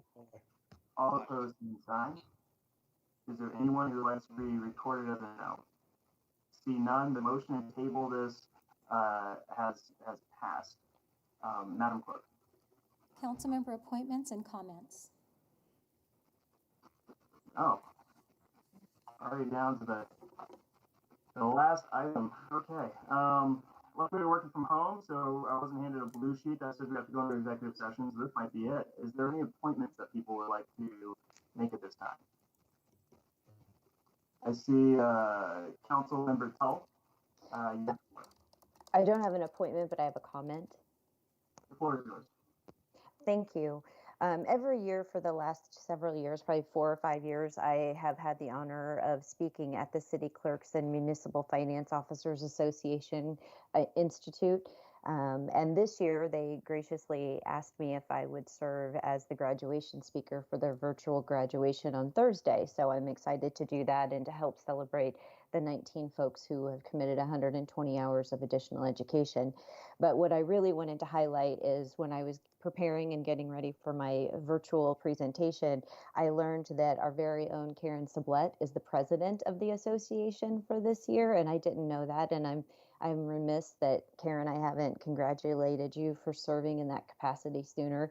When working with the staff and listening to some of the stories, it seems like Karen has just done a fantastic job, not only leading at a statewide level, but also representing the city of Wichita, and especially during these very challenging times when the entire institute had to go into a virtual setting. So I just want to take a moment to thank Karen. She does such a great job and is such a valuable asset to the city of Wichita, but also to the state and to her association. So thank you, Karen, for all you do, and congratulations on serving as president of your organization. Thank you. Other comments, I see that the manager's hand is up, and I'm not sure if that is for the comment section, if that's left over from the last section. That's left over, thank you. Okay.